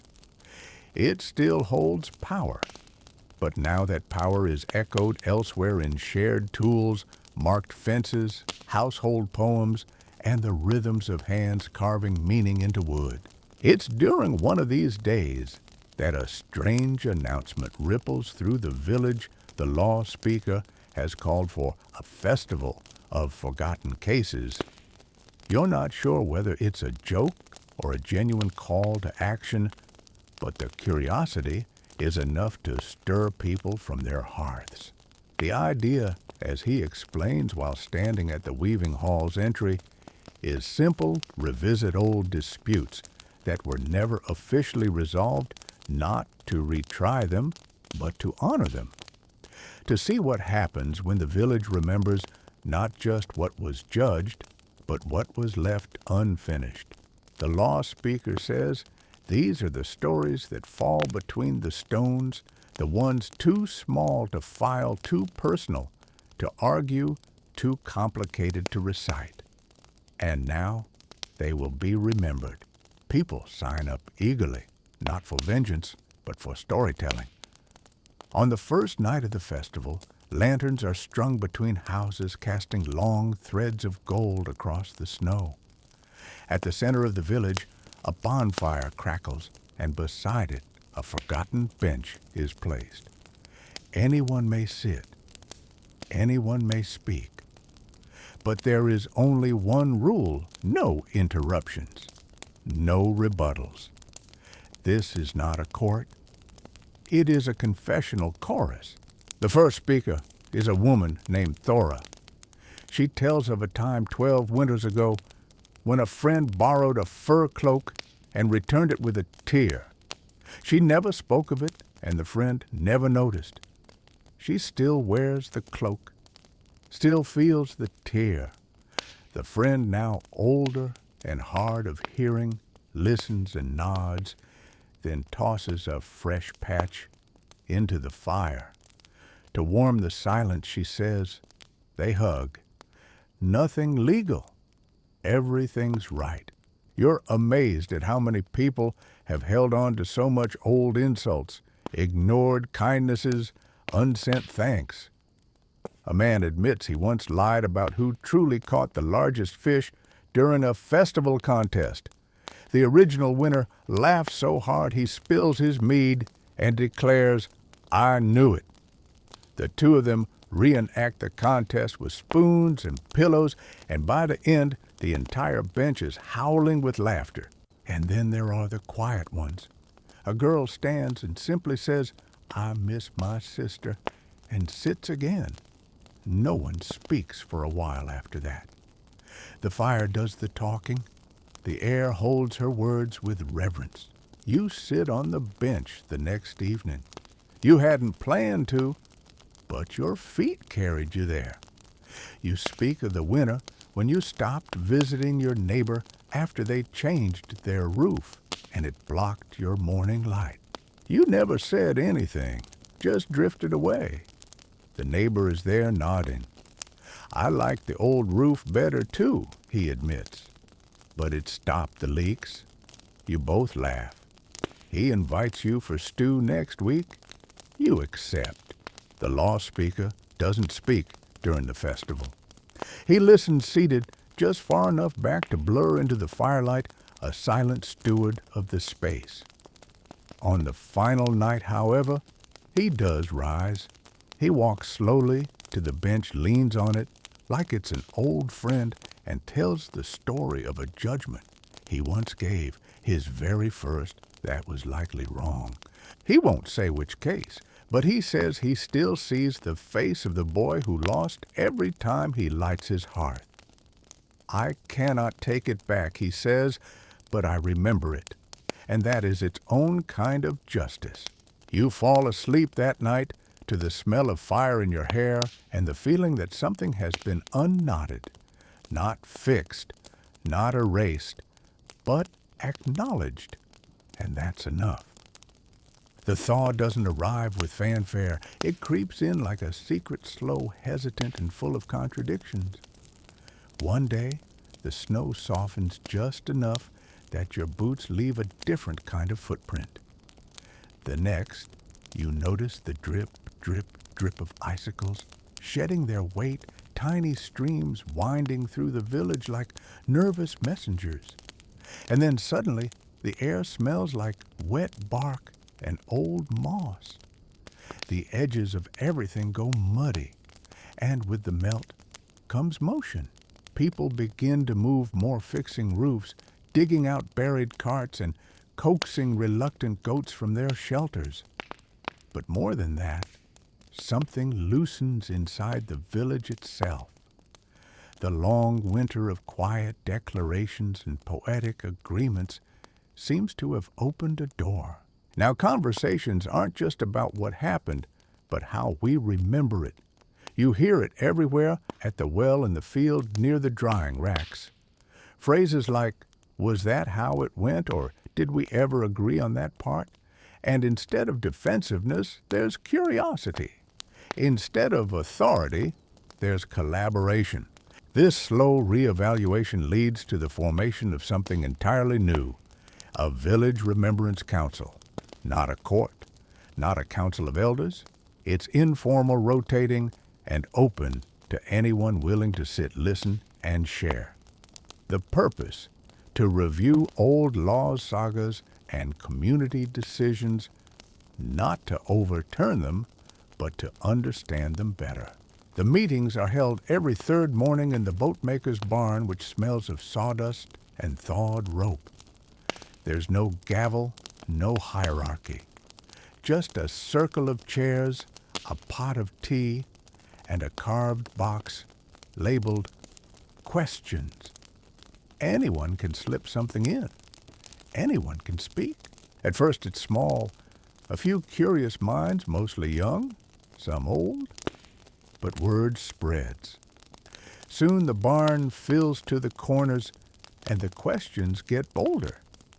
Why do we still find based on the value of goats, someone asks. What if the insult was accidental, another proposes? What if the story we've been telling about the boundary stone is missing a verse? And these aren't rhetorical. The group listens, debates, reads aloud, and draws diagrams in the dirt. No rulings are made, but understanding grows. You sit in one day when the group revisits a story about the village's founding, how the first settlers marked their claim with a row of stones and a bowl of salt placed on the tallest ridge. It's a tale you've heard since childhood. But then someone mentions a verse from a forgotten saga fragment that says the bowl wasn't salt, it was grain. Salt was too valuable to waste, they argue. Others nod. A few resist. But by the end of the meeting, no one knows for sure. And that's fine. The goal isn't certainty, it's care. This idea, careful remembering, begins to affect everything. People reread their family stories. Children ask their grandparents to retell tales with pauses and questions. Even the law speaker begins re-reciting certain legal passages with disclaimers like, "as it was told to me, but perhaps not as it was lived." It's a small shift, but seismic. You notice it in yourself too. One afternoon, as you sit with your cousin stringing dried herbs for storage, You start reciting an old case from memory, a dispute over fishing traps and stream rights. But halfway through, you pause. Wait, you say. Did they ever settle that? Your cousin shrugs. I thought they did. Or maybe they just forgot to keep fighting. You both laugh, and you realize sometimes the absence of resolution is a resolution in itself. The law speaker, always listening from a distance, begins encouraging this memory work more openly. He commissions a series of wooden tablets, blank but beautifully carved, offered to any household that wishes to record their own family's living law. Not official rules, not fixed codes, just what they believe they remember. The first family to accept writes a poem about how their grandfather resolved disputes by asking goats which direction to graze. Another offers a parable about soup rotation that somehow ends with a metaphor about thunder. These living law tablets begin appearing in homes across the village, hung beside hearths, carried to gatherings, read aloud before meals. They're not compared, not judged. They coexist. And gradually, you see something rare, a community that doesn't just follow law, but tends it like a garden, watered with questions, pruned with laughter, fertilized by forgotten verses that still hum with meaning.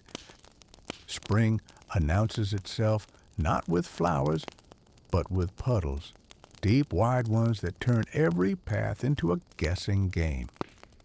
The snow retreats in patches, revealing stubborn tufts of brown grass and an occasional long-lost tool half buried in mud. You spend part of the morning helping your cousin retrieve a rake from under the collapsed woodpile, and the rest hopping between flat stones to avoid soaking your boots. In Viking country, the changing season doesn't arrive all at once. It seeps leaks and creeks into being, and the village adjusts not by celebrating, but by shifting. Laws do too. With the thaw, travel becomes possible again. Paths open between neighboring settlements, and with them come visitors, traders, messengers, and a traveling singer who claims she once settled a property dispute using only metaphors and a harp. But it's not the traders who draw the biggest crowd this month. It's a delegation from a coastal village to the south one with a reputation for innovation and a habit of bringing with them new ways of doing old things. They arrive with a wagon full of carved panels, each etched with legal decisions of property records and even harvest data. Written, precise, portable. At first your village watches with a mix of fascination and suspicion. One elder squints at the panels and mutters, "Too square, too sure of themselves." But others lean closer, impressed by the clarity. Every oat counted, someone says. Every debt marked. The visitors call it their wooden archive, and they explain it's stored in their longhouse year-round, updated seasonally, and referenced at every dispute meeting. They don't claim superiority, just efficiency. Memory is sacred, their leader says, but sometimes the wind remembers things we do not. The law speaker listens, watches, says little, until one evening, over a shared stew of onions and dried fish, he raises a spoon and says, "Would you be willing to leave one panel with us?" The coastal delegation agrees. They select a modest slab detailing a recent dispute over communal grazing boundaries and the resolution process they used, complete with notes, marks, and even corrections added later in a different hand. It is, in short, a living document. The law speaker accepts it not as law, but as inspiration. He places it beside the law rock beneath a small lean-to roof with a sign carved in his familiar script, not ours, but observed. And then for the first time in anyone's memory, he invites the community to leave comments. Not formal, not binding, just thoughts, questions, agreements, disagreements. They're to be scratched into the blank edge of the panel using bone or charcoal. It begins slowly. One person writes, "Would this work if the goats are shared?" Another adds, "Who decides who watches the field?" Over the next week, the border fills. The law speaker calls this new practice margin law not law in itself, but the discussion around law, a place for dialogue, for testing, for wondering. It doesn't replace the spoken word, but surrounds it with possibilities. And strangely, it works. Disputes that once would have escalated now linger at the panel for days, shaped by public thought before anyone even takes them to the law rock. It's not passive, it's preemptive, a legal breathing space. You find yourself drawn to it. One afternoon, you linger over a new issue posted on the board, the seasonal division of stream access for watering crops. You don't farm. You have no stake. But you think about the fish migration and how disrupted water could change their path. So, you write it down, just a sentence, a question. The next day, someone replies beneath it, "Could we build shared channels for the fish?" The conversation grows. Soon other panels are added, some practical, some theoretical, a few downright philosophical. One simply asks, "Who owns laughter at a wedding?" Someone else responds, "Whoever tells the worst toast." Another panel is dedicated entirely to almost law's ideas that nearly made it into tradition, but were abandoned, half forgotten. 3 roosters make a witness is carved into one edge. Below it, only if none are related. The village begins to adopt this rhythm, not replacing memory, but enriching it. People now tell stories that reference the panels. Children play trial using miniature wooden boards with chalked symbols. A family paints one of their home's walls in grid patterns and begins tracking firewood sharing agreements with pebbles. It's not bureaucratic. It's beautiful. And still, nothing is mandated. The law speaker makes sure of it. The old ways remain spoken and trusted. But now there's something else too, a slow, gentle layering of visible thought. A culture not just of remembering, but of dialoguing, of law that isn't just declared but discussed. The village doesn't vote on it. There is no announcement, no proclamation carved in stone, no trumpet of authority. But one morning, just after the season's first true rain, you notice that someone has wrapped the edge of the law rock with a strip of dyed wool, blue and red braided. A simple gesture, no signature, but everyone knows what it means. It's a mark of transition, a soft ceremonial nod that the rock is no longer the only place where law breathes. It's still honored, still used, still revered, but now it shares its role with benches, door frames, tablets, margins, and verses. Law has become a plural thing, and yet, with all this change, the law speaker remains. He's older now, noticeably so. His steps are slower, his eyes often unfocused, as if scanning memory's horizon, rather than the faces in front of him. But he still rises early, still walks the same loop through the village, still carries his staff worn now to a smooth polish from years of holding. One morning, as you tend to the early sprouting herbs behind your house, he passes and stops. You stand. He nods, then asks quietly, "Will you walk with me?" You do. You walk the path he always walks past the weaving hall, the ash pit, and the carving benches where children etch crooked runes into scrap wood. As you pass each landmark, he murmurs fragments of old cases, short lines, almost chants. This is where they settled the cartwheel theft. That crack in the stone came after the great cider spill. Here a boy once hid a verdict under moss. You listen, not interrupting. This is not a conversation. It's a passing on. Eventually, you reach the edge of the village, where the forest begins to reclaim the path. They're half covered in ivy, and time stands an ancient rune stone one few people visit anymore. The law speaker places a hand on it. This, he says, was the first law rock. It's smaller than you expected, weathered, cracked, but the runes faded, though they are still hold presence. He doesn't read them. He just leans against the stone, breathing in the silence. After a moment, he reaches into his cloak and pulls out a small wooden tablet no bigger than your hand. He places it at the base of the stone.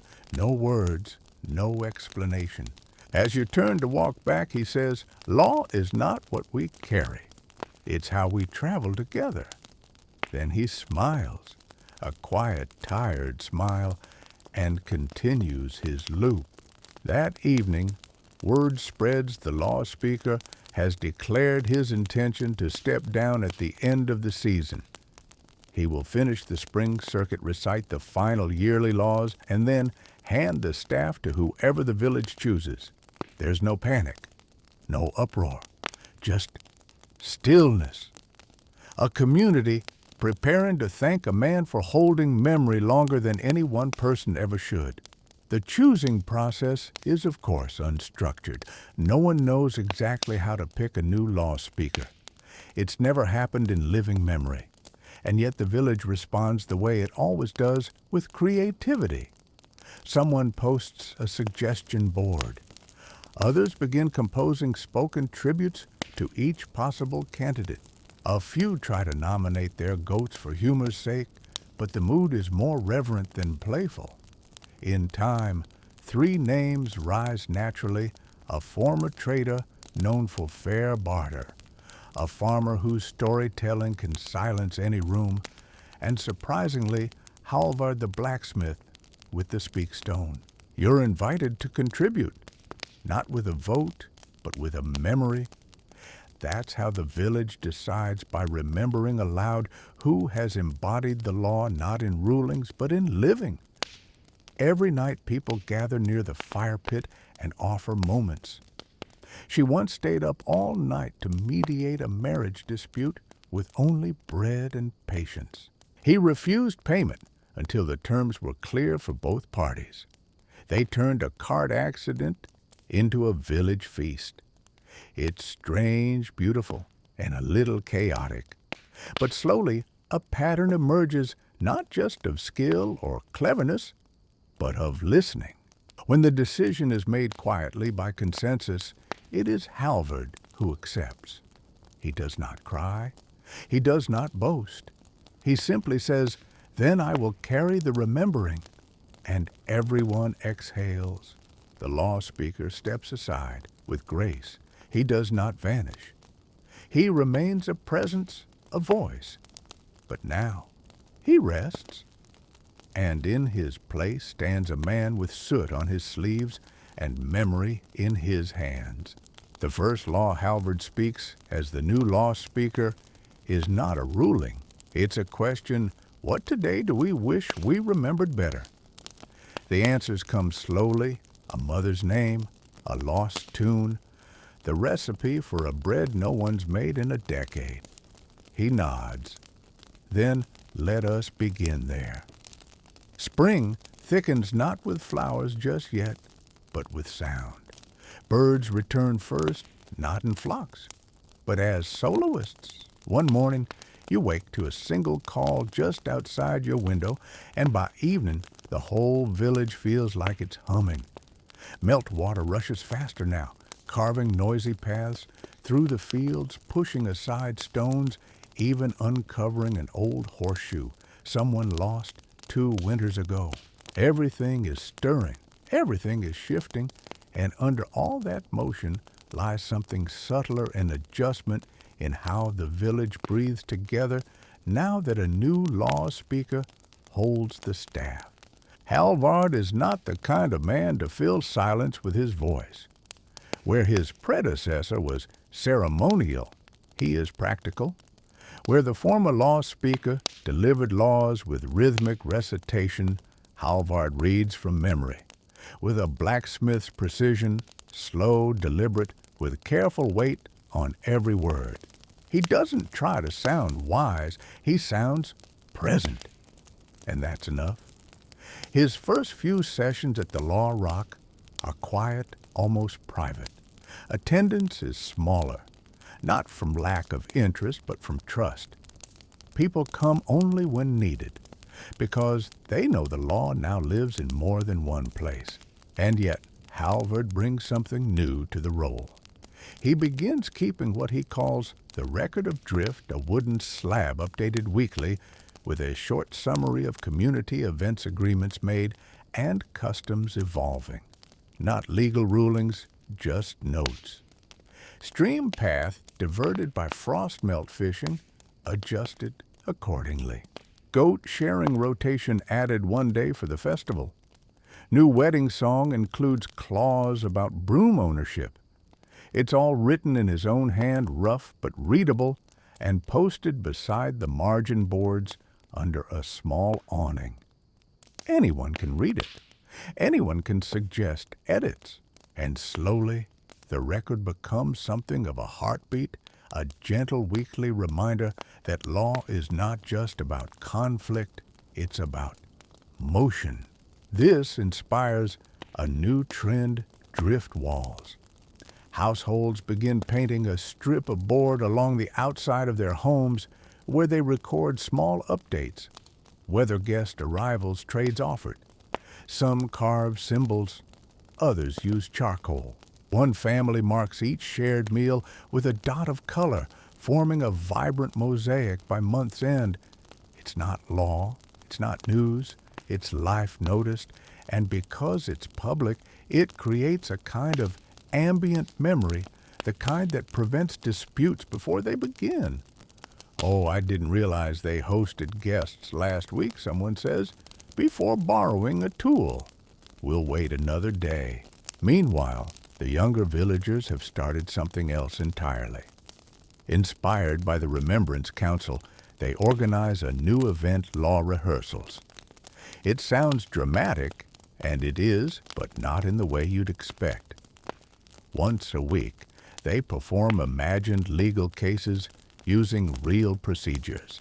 One group stages a mock trial between 2 ravens over stolen bread. Another reenacts a historical dispute using only puppets made from root vegetables.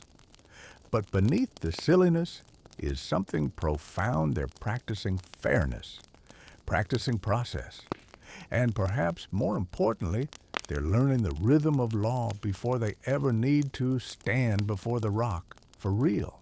Halvard attends, sometimes sitting quietly in the back, sipping from a mug and chuckling when the puppet carrots fumble their oaths. But he never interrupts. He never corrects. Because even parody can teach. Even play has memory. Back in the more serious parts of village life, the elders begin organizing the upcoming spring oath circle, the seasonal reaffirmation of shared responsibilities. This year, there's a twist. Rather than recite the usual fixed lines, Halvard invites each household to write their own version, a personalized oath to be spoken aloud, before the community, detailing what they will uphold, contribute, and care for in the coming season. The oaths can be poetic, practical, funny short, long anything as long as they're true. The responses are overwhelming. One man promises to keep the path to the well clear of stones so no one limps to water. A child vows to sing every morning by the hen house to make the eggs brave. A pair of sisters pledge to share their fire even on bad days. You write yours on birch bark and carry it to the circle with your cousin. When it's your turn, your voice shakes a little but holds, "We will mend what's left outside overnight. We will ask before borrowing. We will listen even if we disagree." There's no applause, just nods, a few tears, a low hum of unity. Spring arrives in full, not with a single grand gesture, but with dozens of small ones that pile up until they can no longer be ignored. Sap runs thick in the trees. Chickens lay more reliably. Someone starts leaving little sprigs of fresh herbs on doorsteps, no one knows who. But it becomes a daily mystery. People look forward to. You begin airing out the winter linens and find a stray barley kernel tucked into a seam a stowaway from last season's harvest. It makes you smile. Everything feels a little more possible now. And with that renewed energy comes the season of settling a local tradition that never quite had official status, but everyone follows anyway. It's the time for resolving leftover things, debts of grain or favors unfulfilled, promises, even half-finished repairs. It's not about punishment. It's about completion. Spring doesn't wait.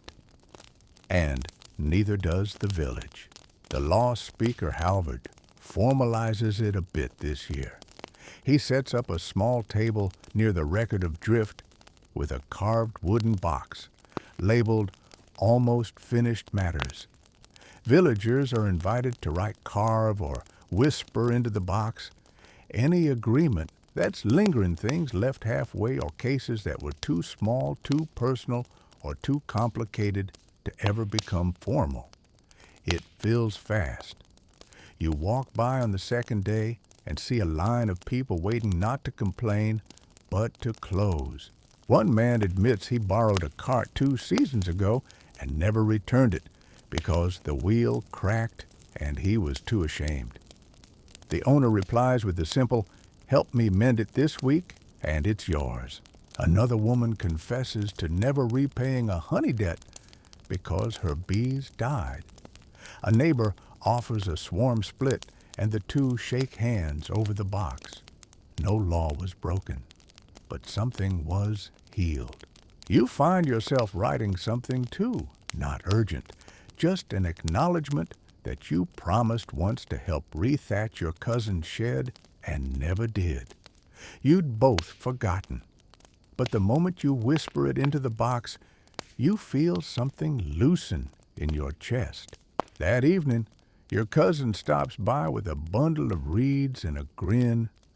"Looks like we're fixing that roof then." The wind picks up while you work, tossing bits of dry thatch into the sky like confetti. The beauty of the season of settling is that it's collective. Everyone is closing loops not just for themselves, but for each other. Children return borrowed games. Elders pass down advice they forgot to share. One household even reconciles an old soup recipe feud by co-writing a new version that includes both thyme and garlic. They name it thylic stew and declare it legally delicious. Amid all this quiet mending, a new tradition emerges, the ledger of letting go. Halvard introduces it one afternoon by placing a blank panel beneath the tree behind the law rock. "This is where we record what we choose not to finish," he says. "Things we release not because they're unimportant, but because they no longer need to be held." People are puzzled at first, but slowly the panel begins to fill. A man writes the name of a quarrel he no longer wants to revisit. A woman leaves a symbol representing an apology she never received but has decided to stop waiting for. Someone simply writes the goat incident. No one asks. Everyone nods. It becomes a place not of judgment, but of rest. And in a world where memory is law, the act of choosing not to remember something becomes just as powerful. It's not forgetfulness, it's forgiveness. During one of these afternoons, you sit by the riverbank with the law speaker. He has brought no staff today, no documents, just a piece of bark and a bit of charcoal. "What are you writing?" you ask. He shrugs. "A rule I hope we never need." When he's done, he tucks it into a crack between stones and lets the water lap at its edge. You don't ask what it said. You don't need to. That night, under a sky, just beginning to remember what stars look like, you attend the closing gathering of the season of settling. It's simple, just a circle of people around a fire reading aloud one unfinished thing they've closed and one thing they've chosen to release. Some speak, some stay silent, but everyone listens. The fire for once doesn't feel like a place of judgment, but of witness, of warmth. You don't realize how much noise the village has shed until the first day the market square feels loud again. It's not shouting, not chaos, just movement, chatter, motion, layered upon motion. The quiet rituals of winter and spring had softened everyone's voice, taught them to speak with care, and reminded them that words settle like seeds. But now, with trade routes reopened and wagons creaking into town from distant fjords, the square comes alive with a different rhythm. Sharp laughter, brisk bargains, and news shouted over the clang of hooves on stone. It doesn't feel wrong, just different, like a house after guests arrive. And along with the good spiced fish wool dyed in coastal reds, delicate combs carved from whalebone, comes something stranger contracts. Not the gentle wooden packs your village had come to love. These are structured, standardized, and stiff. Scrolls of calfskin with carefully inked lines, wax seals, and legal clauses so precise they sound like incantations. In the event of weather witness or warp, this agreement shall remain. And so on. They're beautiful, in a way intricate, tight, impossible to misread, but also impossible to change. The traders present them proudly. It's all written here, one man says, unrolling a scroll like a magician. Fair and forcible, approved by the thing, in Bergen. And people nod. Some are impressed, others worried. A few squint at the documents like they might bite. You're curious, of course. You read one of the scrolls in full, borrowing a trader's copy and spending an afternoon with it by the riverbank. The ink smells faintly of berries. The letters are clean and uniform. The deal is simple, a quantity of salted herring in exchange for 3 bolts of linen delivered over 2 moons. And yet, something feels off. Not in the terms, those are fair, but in the tone. There's no space in it. No place for change, for grace, for unexpected floods, or for forgiveness. It's law as ice, solid, beautiful, and completely unforgiving. Later at the Law Rock, a discussion begins. Not a trial, not a debate. Just the village gathered, as it often does now, to think aloud. Some are enthusiastic. These contracts will let us trade more, one merchant says. We won't need to remember everything. Others frown. But what if we want to change something later, a farmer asks. Or what if the goats fall ill, a paper won't care. And someone quietly adds, we built our own laws to bend. Halvard listens, as always. When someone asks his opinion, he responds not with a ruling, but a story. Once he says, I made a blade that was too strong. Wouldn't bend at all, looked perfect, but when struck, it snapped. Sharp isn't always best. Sometimes a thing must give a little to stay whole. That ends the conversation not with a verdict, but with a hum of thoughtfulness that trails off into the evening. Still, curiosity wins out. The village agrees to a test. One contract, one trader, one local weaver. The scroll is signed, sealed, and stored in a waterproof box by the law rock. A copy goes with the trader. The village watches, waits. In the weeks that follow, it becomes clear that the contract works. The goods arrive. The terms are met. But something unexpected happens too. The weaver, who normally barters with a laugh and a cup of broth, begins to withdraw. "I don't need to talk," she says. "It's all written now. Her children deliver goods. Her husband manages errands. She's not angry, just absent. The thread of connection unravels one quiet loop at a time. You visit her one evening, bringing a bundle of spring nettles and a borrowed spindle. You talk slowly about nothing. Then gently you ask, "Do you miss the part where we listened?" She smiles. Tired. "The contract was remembered for me," she says, "but it didn't see me." You sit together a long time after that, not saying much, but saying enough. Eventually, the village decides. Not against the scrolls, not entirely, but they set a rule: no document stands alone. Every contract must be spoken aloud in the square before it binds. And after each reading space must be left for questions, not just signatures. Because memory, they realize, isn't just about content. It's about context. And law, like people, grows best when allowed to be heard. The traders adapt. Some grumble. Others stay longer than planned, learning new customs, laughing at the margin boards. One writes his name in charcoal beside a shared grain inventory and calls it the friendliest ledger I've ever seen. And slowly paper and memory begin to walk side by side. At home, you copy a fragment of a scroll into your own family tablet, not as law, but as reference.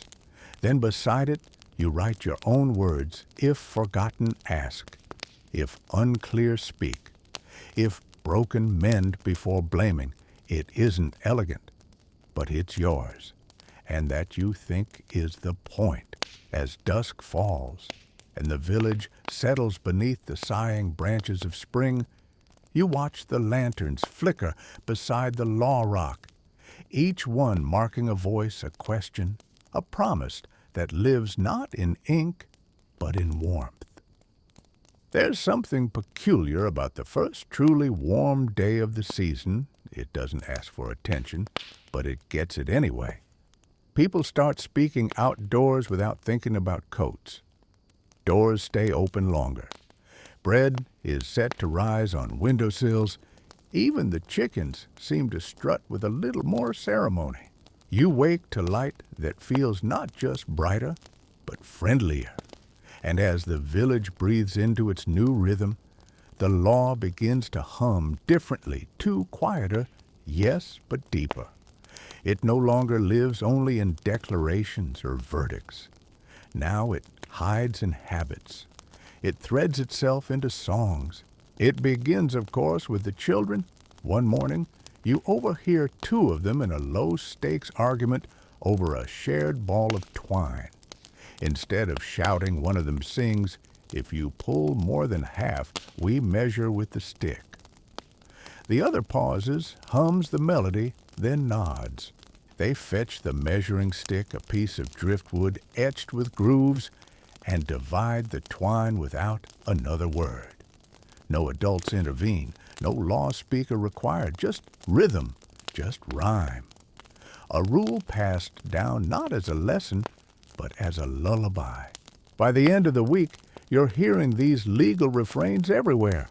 Don't pick apples after dusk unless you've asked the tree. 2 spoons in a shared pot means no gossip till it's hot. Some are old. Some were clearly invented 5 minutes ago. But all of them work. They don't replace formal law, they soften its edges. They make it portable, recitable, yours. You mentioned this to Halvard one afternoon as you help him mend a splintered post near the stream. He chuckles and shakes his head. We didn't teach them that, he says.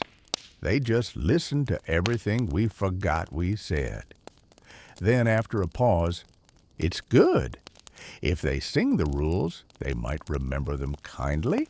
Encouraged, the village leans into it. Soon a group of young weavers begins compiling the most common refrains into what they jokingly call the little book of law you hum while stirring soup. It's not a book, of course, just a collection of wooden strips hung on strings outside the weaving hall. Each one carries a phrase, a tune, and sometimes a carved symbol to match. One reads, "If you move the stones, leave a leaf." Another, "Don't seal a pact until the cat returns." Everyone pretends to find it silly. No one walks past without reading at least one. The songs grow legs. By midsummer, travelers arriving at the village are greeted not with rules, but with welcome songs that include the rules. A melodic phrase about where to put your boots. A verse about borrowing tools. Some villages form trios to harmonize during market days. The effect is disarming law without scolding structure without shame. People who don't know the rules absorb them just by listening. You're not surprised when eventually someone suggests making the singing official, not mandatory, not ceremonial, just expected. So the village gathers once more at the Law Rock, and Halvard proposes a gentle shift from now on. When new laws are created, they must include a verse. It doesn't have to rhyme. It doesn't have to be clever. But it must be singable. If a rule can't live in someone's breath, it doesn't belong in the body of the law. There's a moment of stunned silence, then laughter, then applause. Someone immediately sings, all those in favor hum along, and a dozen voices answer without missing a beat. And so it becomes tradition. The first test is a new agreement about footpath maintenance. 3 households will share the task, rotating weekly. The legal summary is carved, of course, but beside it is a short verse. If your feet find it firm and dry, thank the one whose broom passed by. It's not poetry, but it sticks. As time passes, the musical law seeps into more than just conflict resolution. Weddings include shared songs that double as vows. Coming-of-age ceremonies feature verses about responsibility.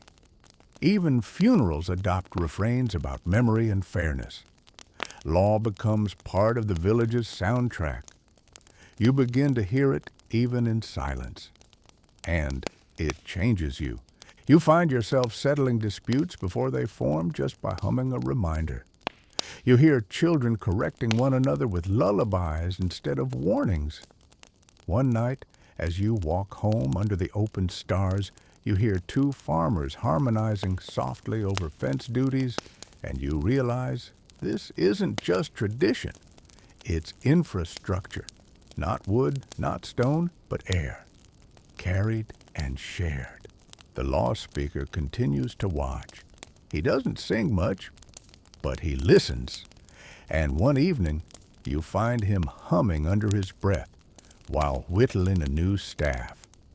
When you ask what the tune is, he smiles and says, the rule about not borrowing fish hooks without asking. It's got a good chorus. You sit beside him in the fading light, and together you begin humming tunes you barely remember learning. They come back easily. They land gently. They stay. That night, the village sleeps under a net of invisible agreements, tied not with rope or ink, but with melody. And in your dreams the laws don't speak, they sing. You wake one morning to a peculiar silence. Not the absence of noise, there's still the familiar shuffle of feet, the occasional cluck of a hen, the soft creak of shutters adjusting to the light, but something's missing. You realize after a few minutes, no one's humming. No legal songs drift through the morning air.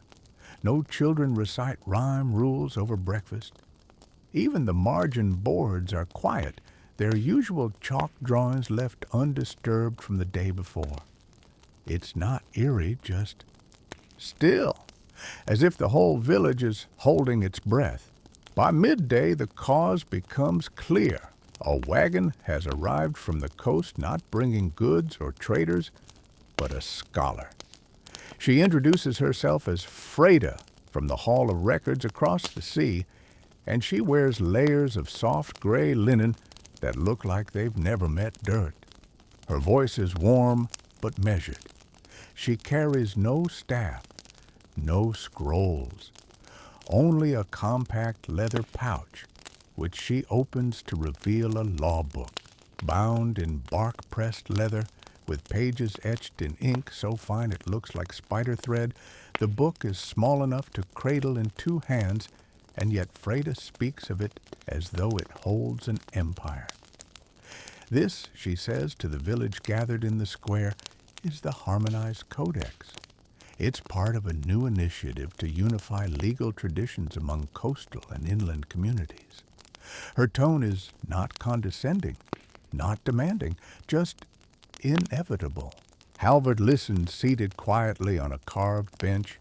He does not frown. He does not smile. He only watches as Freda turns the book to a specific page and begins to read. It's beautiful, painstaking, structured, undeniably thoughtful. Laws about property lines, oath witnesses, and grain distribution in times of famine. There's even a clause on the legal status of wandering dogs, but it's silent, not in sound, but in texture. These laws were never sung, never whispered beside fires, never scrawled in charcoal with grubby fingers. They feel like they were written to be right, not to be lived. When she finishes, Freda looks up. Your customs are strong, she says, but scattered. Oral law is fragile. Memory fades. Ink lasts. She places the codex on the bench beside Halvard. We hope to merge what you know with what we've recorded. Slowly, carefully, with respect. Then she stands back, waiting. The village murmurs. No shouting, no outrage, just ripples of unease. Someone finally says what many are thinking. Will our songs fit inside that? Freda hesitates, then answer honestly. Perhaps, if they can be footnoted. That night, no decision is made. Halvard doesn't speak. The villagers scatter in quiet groups, talking in pairs, then falling silent. You find yourself on your porch, staring at the stars, humming one of the old verses without realizing it. If your word is shared with two, let the third remind you. The next morning, a meeting is called, not at the Law Rock, but at the riverbank, where words can move and scatter like water. Halvard stands holding the codex in one hand and a scrap of slate in the other. He speaks slowly, carefully. We are not against remembering things well, he says. We are not against structure or record or even change. He lifts the codex slightly. But this book, it is complete, finished, closed. Then he raises the slate. Our law is still being written. He steps back. No grand speech, no declaration. Just a space into which people begin to speak. Not about rejection or acceptance, but about integration. Could the codex be copied into song? Could margins be added to record oral law alongside the ink? Could every village that receives the codex contribute a verse? Freda is surprised. She hadn't considered law as something musical. She hadn't thought of melody as memory's armor. But she listens, and then tentatively she sings back one of the refrains someone just taught her. It's off-key, too fast. Everyone laughs, but the laughter is warm. The ice begins to crack. In the days that follow, the village proposes a compromise. The codex can stay, but only as a guest. It may rest in the weaving hall. Anyone may copy from it, adapt it, or challenge it. And in return, Freda will carry back a bundle of village songs, notated carefully by hand and voice. It's not law absorbing law. It's law in conversation. You help with the transcriptions. You sit beside children, elders, and merchants and record their rhymed rules. Some are silly, some are sharp. All are rooted in experience. By the end, Freda's pouch is heavier, not with weight, but with meaning. On her final evening, she joins the village in a shared song about measuring grain in storms. Her voice is still awkward, still beautiful, and as the fire burns low and the codex sits quietly beside a margin board etched with fresh chalk, you realize law is not about choosing between past and future. It's about building a bridge that lets them meet without collision. The next morning she leaves. No fanfare, no ruling. Just a smile, a nod, and a verse echoing behind her as she disappears over the hill. It's planting season now, and the village smells like soil, warm, cracked, promising. The air carries the damp sweetness of overturned earth of seeds pressed into furrows by calloused hands of mornings that begin before the sun and evenings that end long after it has dipped behind the ridge. People speak less during these weeks, not because there's nothing to say, but because planting is a language all its own, measured in gestures, glances, and the slap of a muddy boot on a fieldstone. But even in this season of quiet labor, the law doesn't sleep. It walks among furrows and baskets, taking new forms.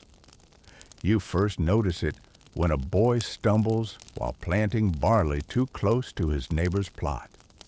The neighbor, instead of scolding, hums a planting song that includes a verse about spacing rows with the width of an outstretched arm. The boy nods, adjusts, and hums it back. Law as usual, carried in breath. Later, someone finds a dispute over seed types rising between two families. One swears by the golden rye of the valley. The other insists the northern wheat is stronger. There's history here older than memory, and the tension simmers. Instead of a trial, the village proposes a tasting circle. They'll bake with both, invite everyone, vote with crumbs. And on the evening of the tasting, with crust still warm and laughter rising over mismatched plates, the vote ends in a tie. The solution: blend both grains for future harvests. They call it peace bread. But beneath the harmony, something unexpected stirs. The seasons have shifted, yes, but not as expected. One of the rivers that feeds the village fields begins to dry early. No dramatic collapse, just a trickle where there should be flow. Elders murmur about upstream changes. The moss grows differently on the northern stones. Birds migrate too soon. The law rock is dry at its base for the first time anyone can remember. The village gathers again, not for accusation, but understanding. And here the law begins to stretch in a direction it hasn't quite reached before nature. Not just laws about nature, but with it. They speak of rights not just for people, but for the land itself. One farmer suggests the stream should have a voice in council meetings. Another adds that the hawks nesting in the ridge should be considered residents. A few laugh at first, then pause, then nod. They decide to test the idea gently. The next village circle includes a new role, the voice of the waters. Rotating weekly, this person listens literally. They walk the banks, watch the reeds, and take notes on the clarity, the fish, and the smell. Then in the meeting, they speak on the stream's behalf. The river is tired this week, someone says. It asks that we reduce washing near the bend. No one mocks it. In fact, it works. Less sediment clogs the rocks. Frogs return to the shallow pools. A heron nests nearby. The idea expands. Soon there's a voice of the trees appointed to monitor sap flows and branch loss. A voice of the wind who reads flag smoke and the lean of tall grasses. These are not mystical titles. They're observational, rooted in care. I'm noticing, and every voice ends their report with a phrase, "Thus spoke the land through my watching." You volunteer to be the voice of Stone Ridge.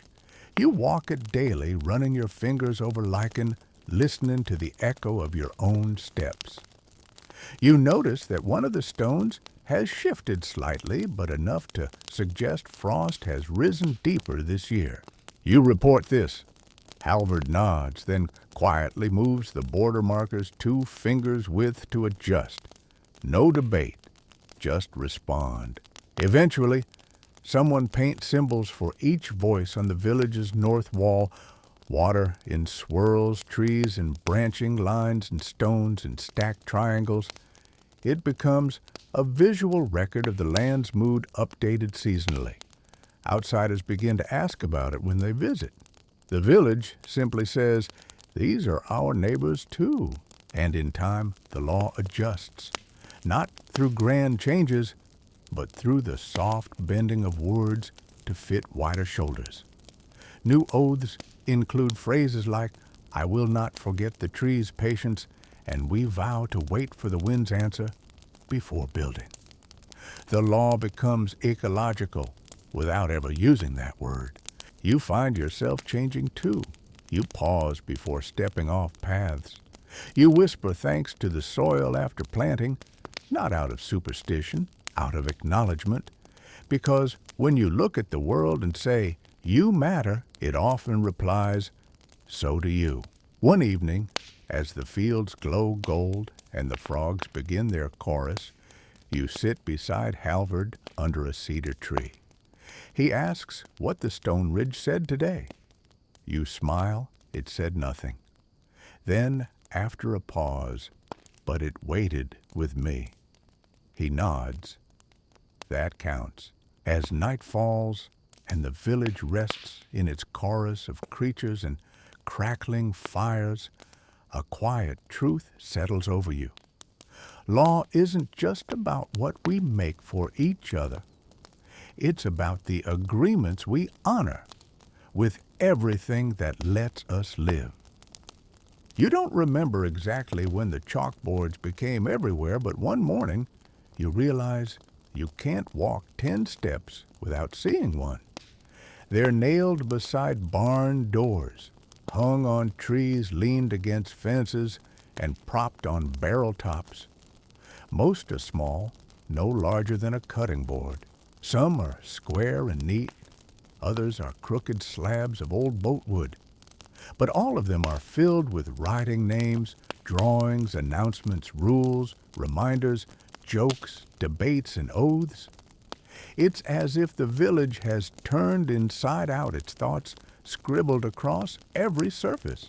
It started with one board, really a spare piece of pine. Someone leaned against the law rock to note a rescheduled grain meeting. But instead of erasing it, someone added a message below. "Bring lentils if you can. Runa's stew needs thickening. Then another. Anyone seen my second boot? Then a doodle of a boot.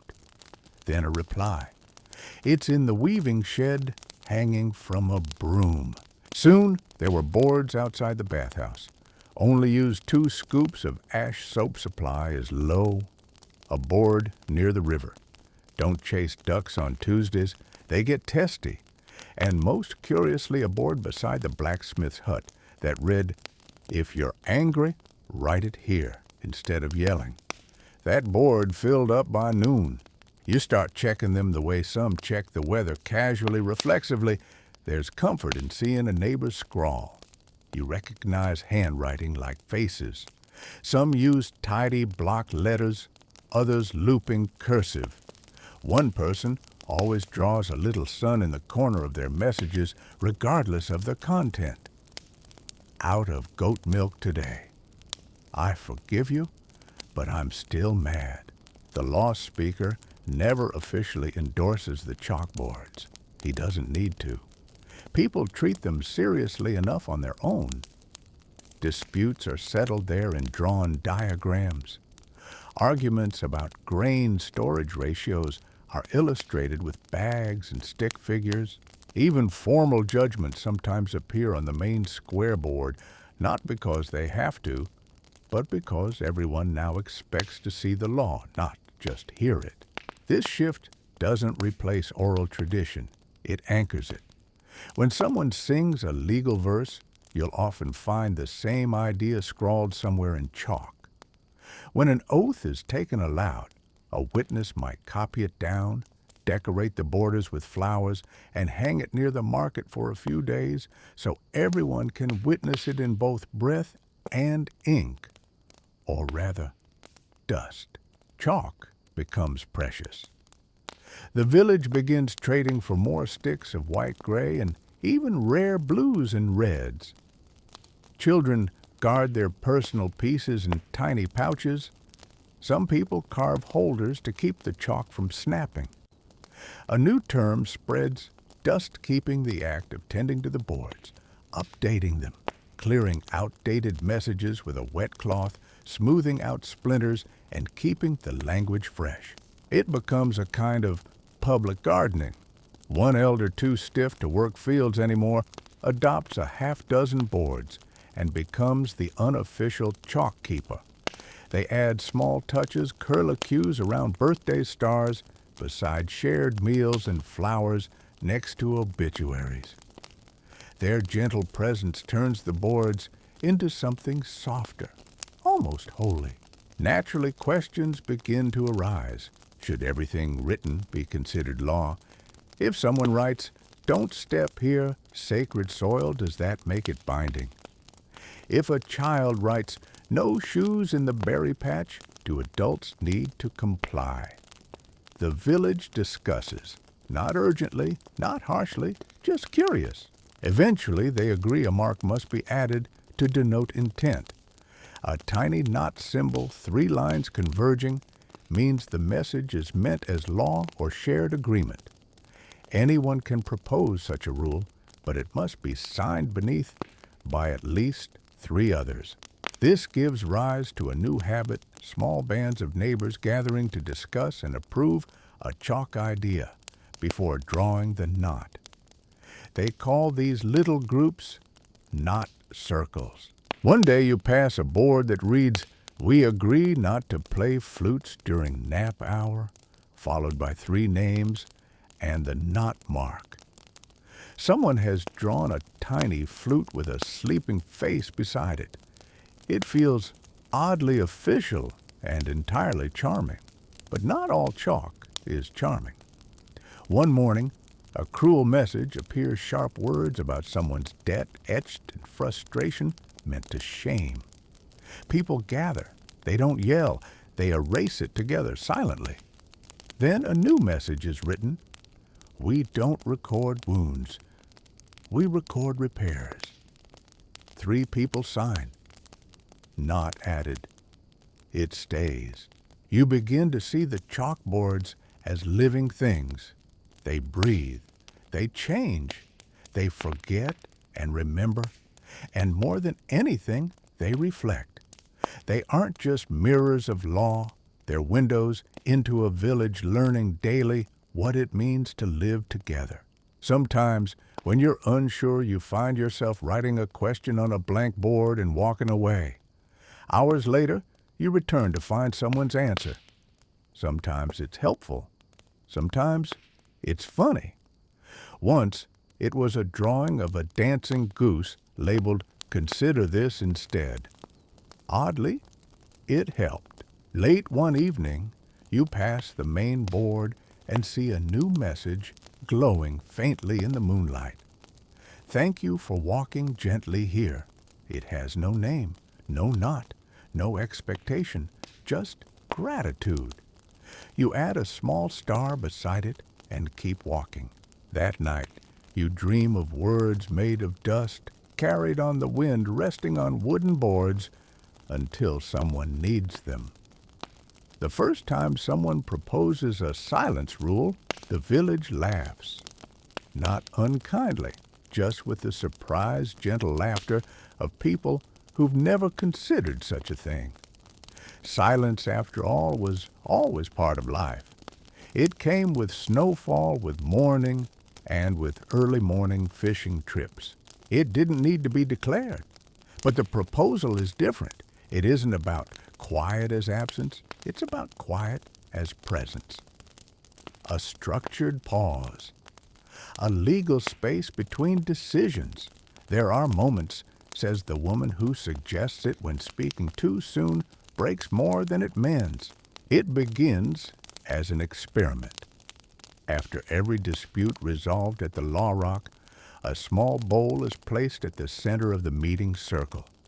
Into it, one by one, people drop smooth stones, each stone a moment of silence they agree to observe before leaving. Sometimes it's 10 seconds, sometimes a full minute. During that silence, no one leaves, no one adds final thoughts. They simply breathe together. It's awkward at first, a few giggles, a dropped stone, but then something shifts. The silences begin to settle like snow, soft, heavy, meaningful. You can feel decisions landing differently, less like hammers, more like blankets. Soon, the practice spreads beyond disputes. People begin adding silent stones to contracts and agreements. A marriage oath ends not in cheers, but in a shared hush. A trade pact includes a pause before signatures. Even apologies, those most fragile of exchanges, now end with two people simply sitting, not saying anything, letting the dust of emotion settle. The bowl becomes a fixture at the Law Rock. Someone carves small runes around its rim, not words, but shapes: an open hand, a closed eye, a wave. Symbols of listening, of letting go. You volunteer to help manage the silent stones. It's not a difficult task. Just collecting them, smoothing the rough edges, making sure there are always enough in the bowl. But you find yourself lingering during those moments, watching people sit still together, sometimes with their eyes closed, sometimes just watching the wind. It begins to feel like trust, like giving space for something larger than yourself to arrive. Not everyone understands.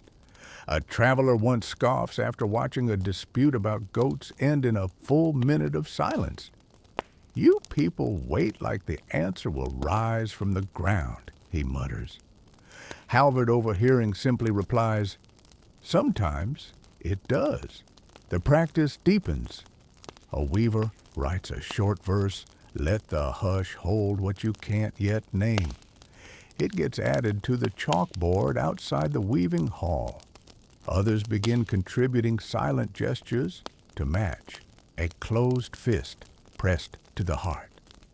Two fingers placed gently on the lips, not for shushing, but for honoring stillness. These gestures spread faster than expected. Children use them when emotions run high. Elders use them before offering advice. Eventually, someone suggests making the silence periods official, not just after decisions, but before them. We rush too often, says one farmer. Maybe the earth wouldn't flood if we waited before digging. So the law rock adopts a new rhythm. Every time a new rule is proposed, it must be followed by a silence period before any vote. A night's stillness before a lifetime's noise becomes the unofficial slogan. And with it, something unexpected happens. Fewer rules are passed, not because people are discouraged, but because during the silence, many rethink. Some withdraw proposals, others amend them. A few realize that what they wanted wasn't a law, it was understanding. Silence becomes a filter for impulse. You begin to crave it, not just at the law rock, but in life. You take longer walks without speaking.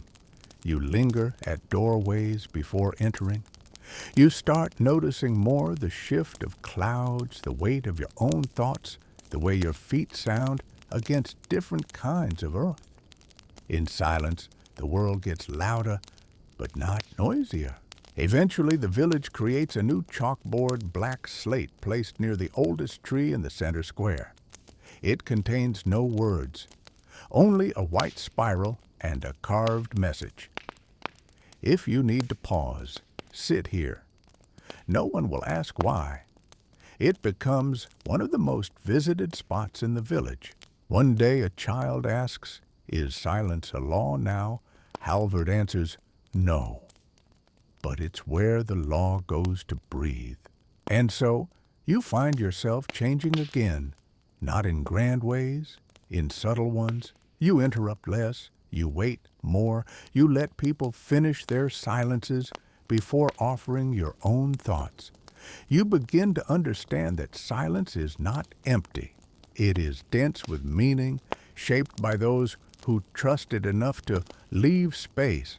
As the days grow longer and the air fills with the slow exhale of a village in rhythm, the silence becomes a presence, not the absence of law, but its most attentive form. A place where words go to remember themselves. A space where nothing is said, but everything is understood. It's nearing harvest, and the air feels like it's holding its breath. The fields rustle with stories. The grain heads bow heavy under the weight of sunlight. Every step through the golden stalks releases a faint hush, like the land whispering to itself. It's a busy time. Baskets carried, scythes, sharpened hands calloused anew, but also strangely reflective. People speak more softly during harvest. Maybe it's reverence, maybe exhaustion, maybe the growing realization that the end of a season means the memory of everything planted, broken, forgiven, or left unsaid. Amid this quiet flurry, a small curiosity begins to ripple. Someone has started leaving letters. Not letters as in alphabets, though they use those too. These are folded notes tucked discreetly into shared spaces, the hollow of a tree near the bathhouse, the space behind the butter churn inside baskets of spare wool. They're unsigned, though, always written in the same hand, tidy slanted, a slight left lean that suggests urgency held back by grace. Some letters are poetic, others are awkward. All of them end with the same phrase, "For whoever needs it." The first one you find is inside the kiln shed, nestled beneath a bundle of firewood. You're there to help unload clay bowls, but instead you pause to unfold a thin, creased paper. It reads, "You did the right thing, even if no one noticed." You stand still for a long time. No one saw you read it, but it doesn't matter. You needed it. You put it back exactly where it was untouched, unchanged. By week's end, the village is abuzz not with noise, but with attention. Everyone is suddenly looking closer. People lift lids, open drawers, and peek into the seams of blankets, not to find something specific, but to see if they've been seen, if someone somewhere has written of their pain, their doubt, their pride, and strangely, it works. No one claims authorship. No one tries to track it. The note-taker remains anonymous, and in doing so becomes everyone, a collective voice for the unspeakable. Eventually, a name is given not to the writer, but to the act. People start calling them pocket laws. They're not official, of course, not carved, sung, voted, or chalked, but they hold power.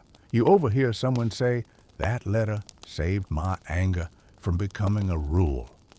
Another says, "I didn't throw the jug because I read one about grace." They're not binding, but they bind, not through force, but through recognition. Halvard, when asked, just smiles. Some laws are made for the village, he says. Some are made for the single moment you think no one sees you. And as if summoned by the thought, more notes begin to appear. Some affirmations, some questions, some that feel like tiny verdicts rendered gently. They didn't listen, but you stayed kind. Or you owe her an apology and you know it. People begin replying not directly, but by leaving small stones or pressed flowers at the note sites. Not answers, just echoes. You find yourself writing one day. You don't plan it. You just find your fingers moving, carving soft words onto a folded scrap. Your silence today was generous. You tuck it inside a folded tunic at the wash house and walk away. You'll never know who reads it, but you imagine them pausing, smiling faintly, and folding it, closed with care. Soon, children start mimicking the practice, though less subtly. You find a bright pink paper under your bread, you are great, like goat cheese. Another one reads, "Please don't yell when you step in fish guts." The river hears you. The village decides to let them be. Even absurd wisdom counts. Then comes the inevitable question, should the pocket laws be collected, documented, stored in a chest or scroll, preserved like formal history? A debate stirs. Some argue yes, they're fragile and memory fades. Others say no, they live because they disappear. To save them would be to change them.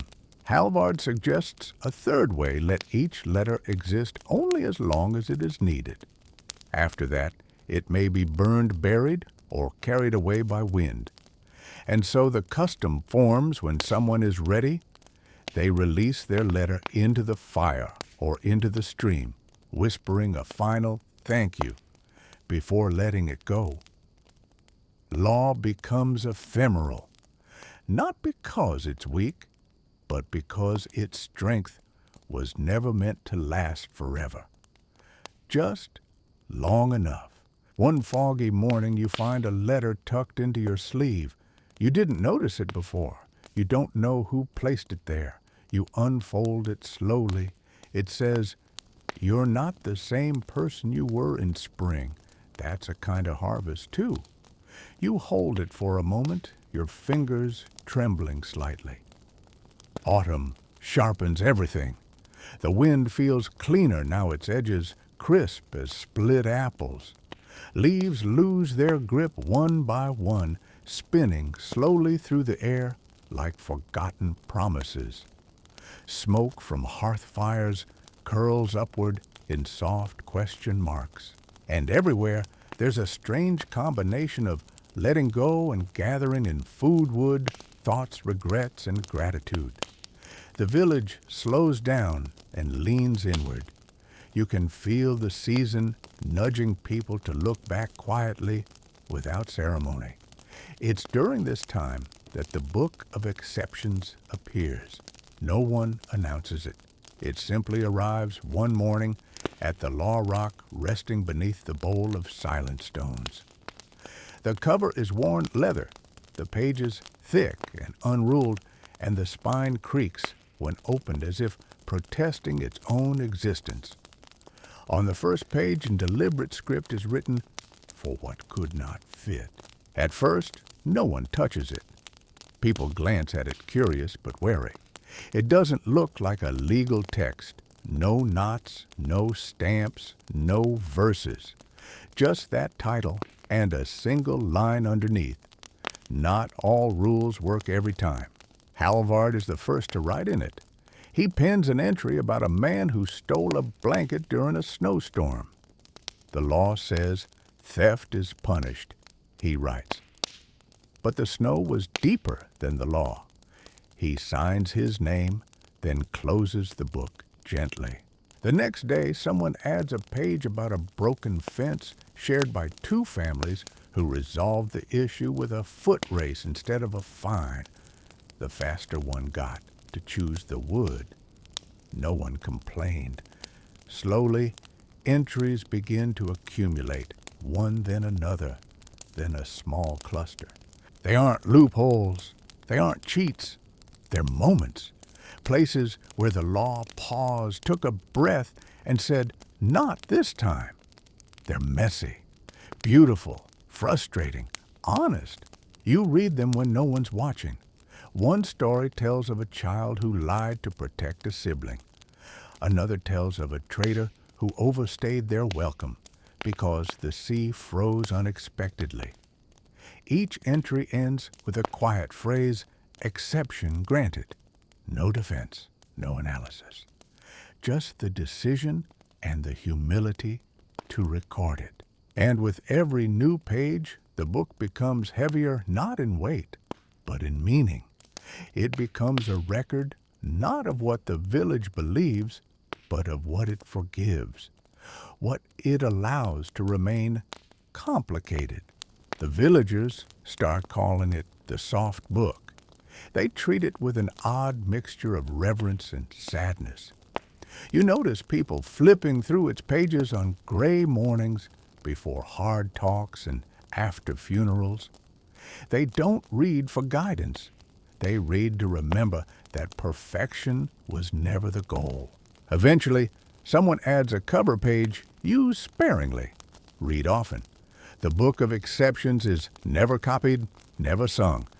It remains a single volume, always at the law rock, tied with a faded red ribbon. If it's missing, people wait.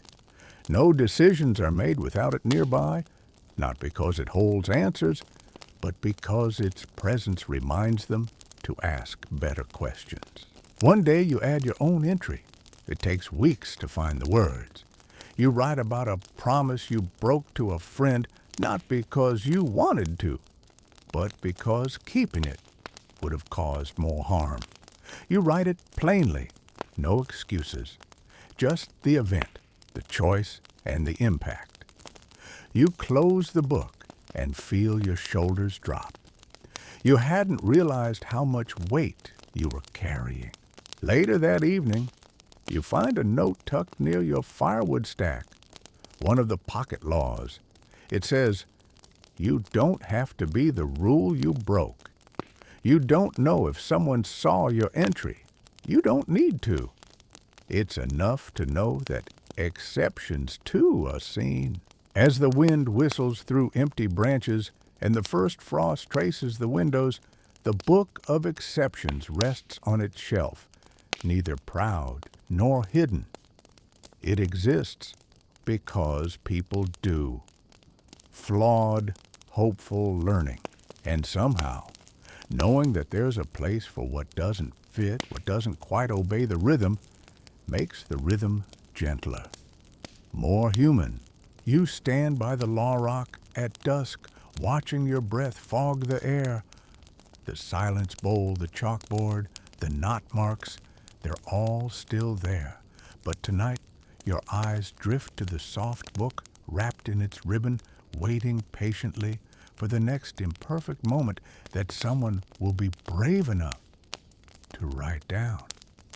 Winter drapes itself over the village like a thick wool blanket, soft, inevitable, and a little scratchy in places. The roads disappear beneath frost. The sky narrows into pale gray corridors, and even the goats seem quieter, their breath puffing out in slow punctuation marks against the morning air. You walk more carefully now, not just because of the ice, but because silence travels further in winter, and every step means something. And with this hush comes a question people only ask when the world feels still enough to hear answers. What do we do with the laws that no longer fit? It starts with a sled, or rather, the lack of one. A young boy trying to carry water to his family from the frozen stream builds a clever little contraption from broom handles and rope. It works beautifully until it accidentally knocks over the village butter shelf. According to the law, one of the older ones etched into song, the breaking of communal storage requires compensation equal to the amount destroyed doubled for carelessness. It's an old rule meant for deliberate waste, not creative accidents. A council is called, and people gather in thick coats and mittens, their noses red, their boots wet, their patience slightly frayed from the cold. Halvard reads the law aloud, then stares at the boy, then at the bent sled, then back at the group. This is a good law, he says slowly, but perhaps it's no longer our law. No one argues, and just like that, the unwriting begins.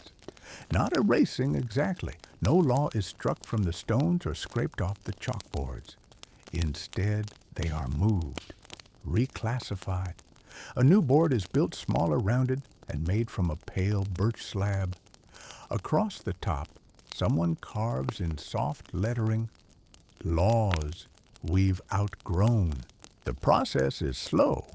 Each law brought before the village for consideration must be read aloud, discussed, and remembered. People tell stories of when the law worked and when it didn't. Then comes the pause, always the silence bowl, and only after that a vote not to delete but to retire. The first to be moved is the double penalty rule. Then an old curfew, once necessary during wolf season, is now meaningless thanks to the watch lanterns. A law about berry bush ownership is lovingly retired after a particularly amusing story involving 3 aunts and a spoon duel. Each time a law is retired, someone lights a candle beside the birch board. It's not ceremonial exactly, just warm. You volunteer to help archive them, not in books, but in stories. You sit with elder scribes, troublemakers, and tradesfolk gathering anecdotes. Why did we need this law, you ask? What changed? You start writing them on soft paper, wrapping them like letters, and placing them in a woven basket labeled "Once Useful." It fills slowly like snow layering a field. Eventually, someone asks if the basket should be sealed, tied shut, preserved. Halvard shakes his head. Let them breathe, he says. Old laws are like old songs. Sometimes you hum them without needing to sing. That night, you find yourself walking past the birch board, now glowing faintly with tiny candles. You read the retired laws one by one. None are sad. Some are oddly sweet. A few are hilariously specific. But more than anything, they feel human. They remind you that the law is not a statue. It's a sweater. You wear it until it's tight. Then you stitch a new one, sometimes from the same yarn. One evening, a child suggests writing future laws here too. Ideas not yet ready, but maybe useful someday. The board becomes two-sided. One side for what was, one side for what might be. And just like that, the law gains a memory and a dream. The village starts adding little predictions, tiny sketches of what might come. If we ever live in the trees, we should ban goats from balconies. When we get sky boats voting, might need seatbelts. If music becomes law, let drums speak last. They call it the law of maybe. It's not binding, but it makes people laugh and think. One morning, snow piled so high you can barely open your door, you find a note tucked under the latch. It reads, "The law should grow as we do." It's unsigned, of course, but you don't need a name. The village itself has written it. And as the wind hums through the eaves and the fire crackles into its final glow, you realize something small but certain. Justice isn't cold. It's not rigid.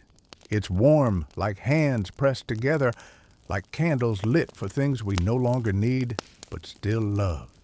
Like the soft thud of snow falling from a branch above your head and you laughing instead of cursing because someone long ago unwrote the rule about cursing in surprise.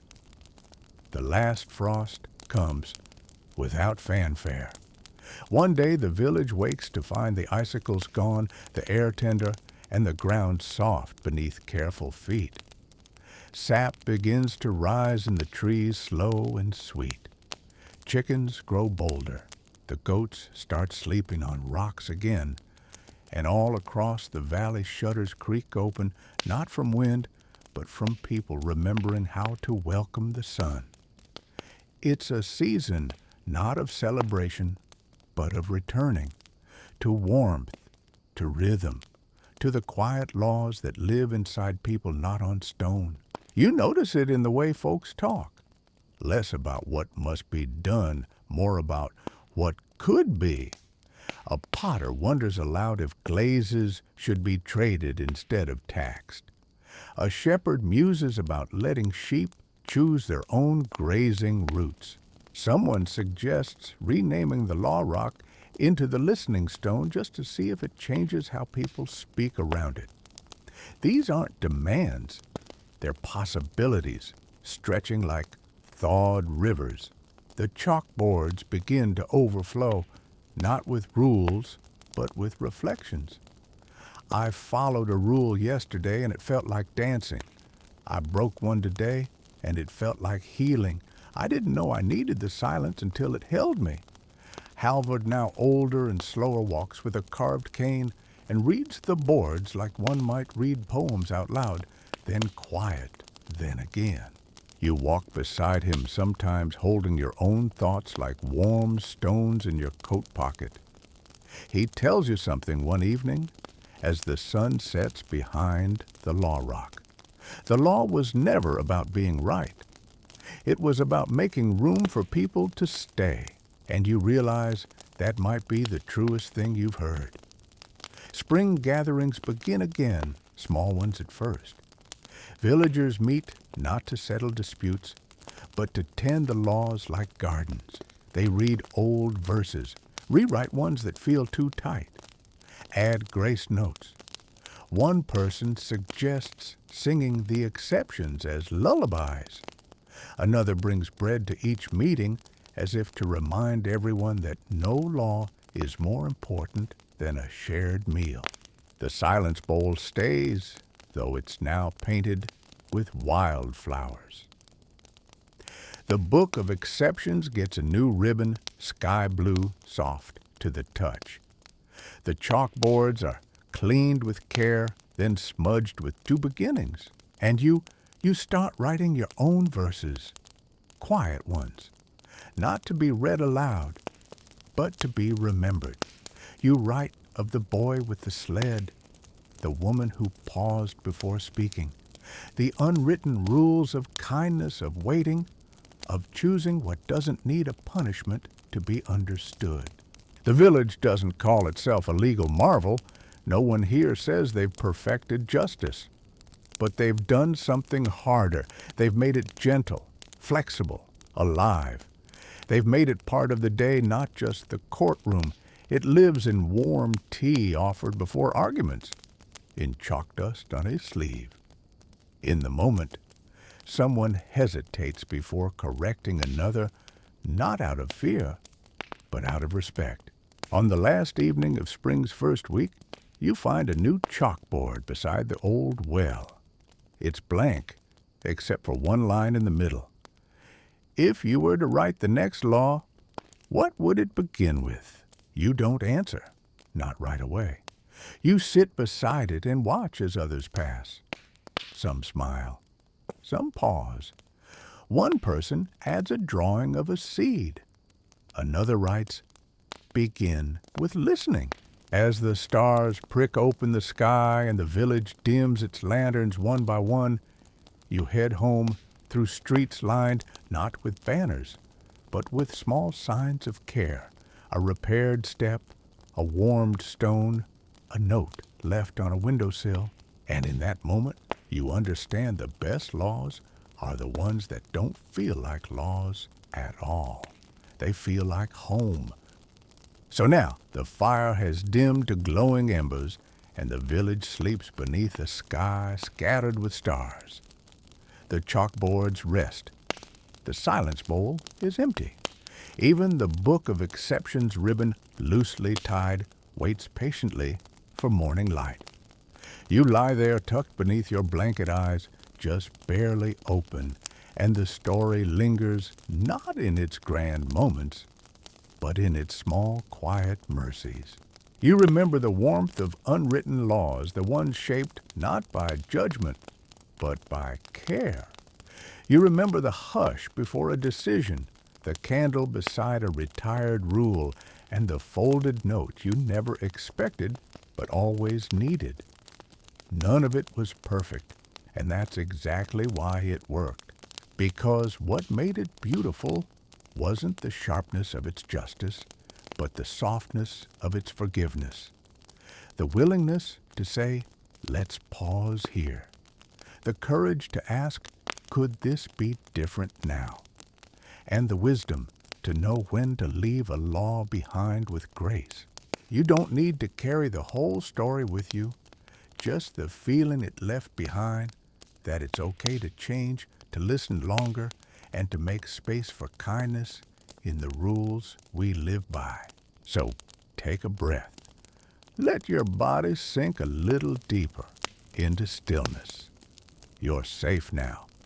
The village is quiet. The law for tonight is simply this rest. That's the story for tonight.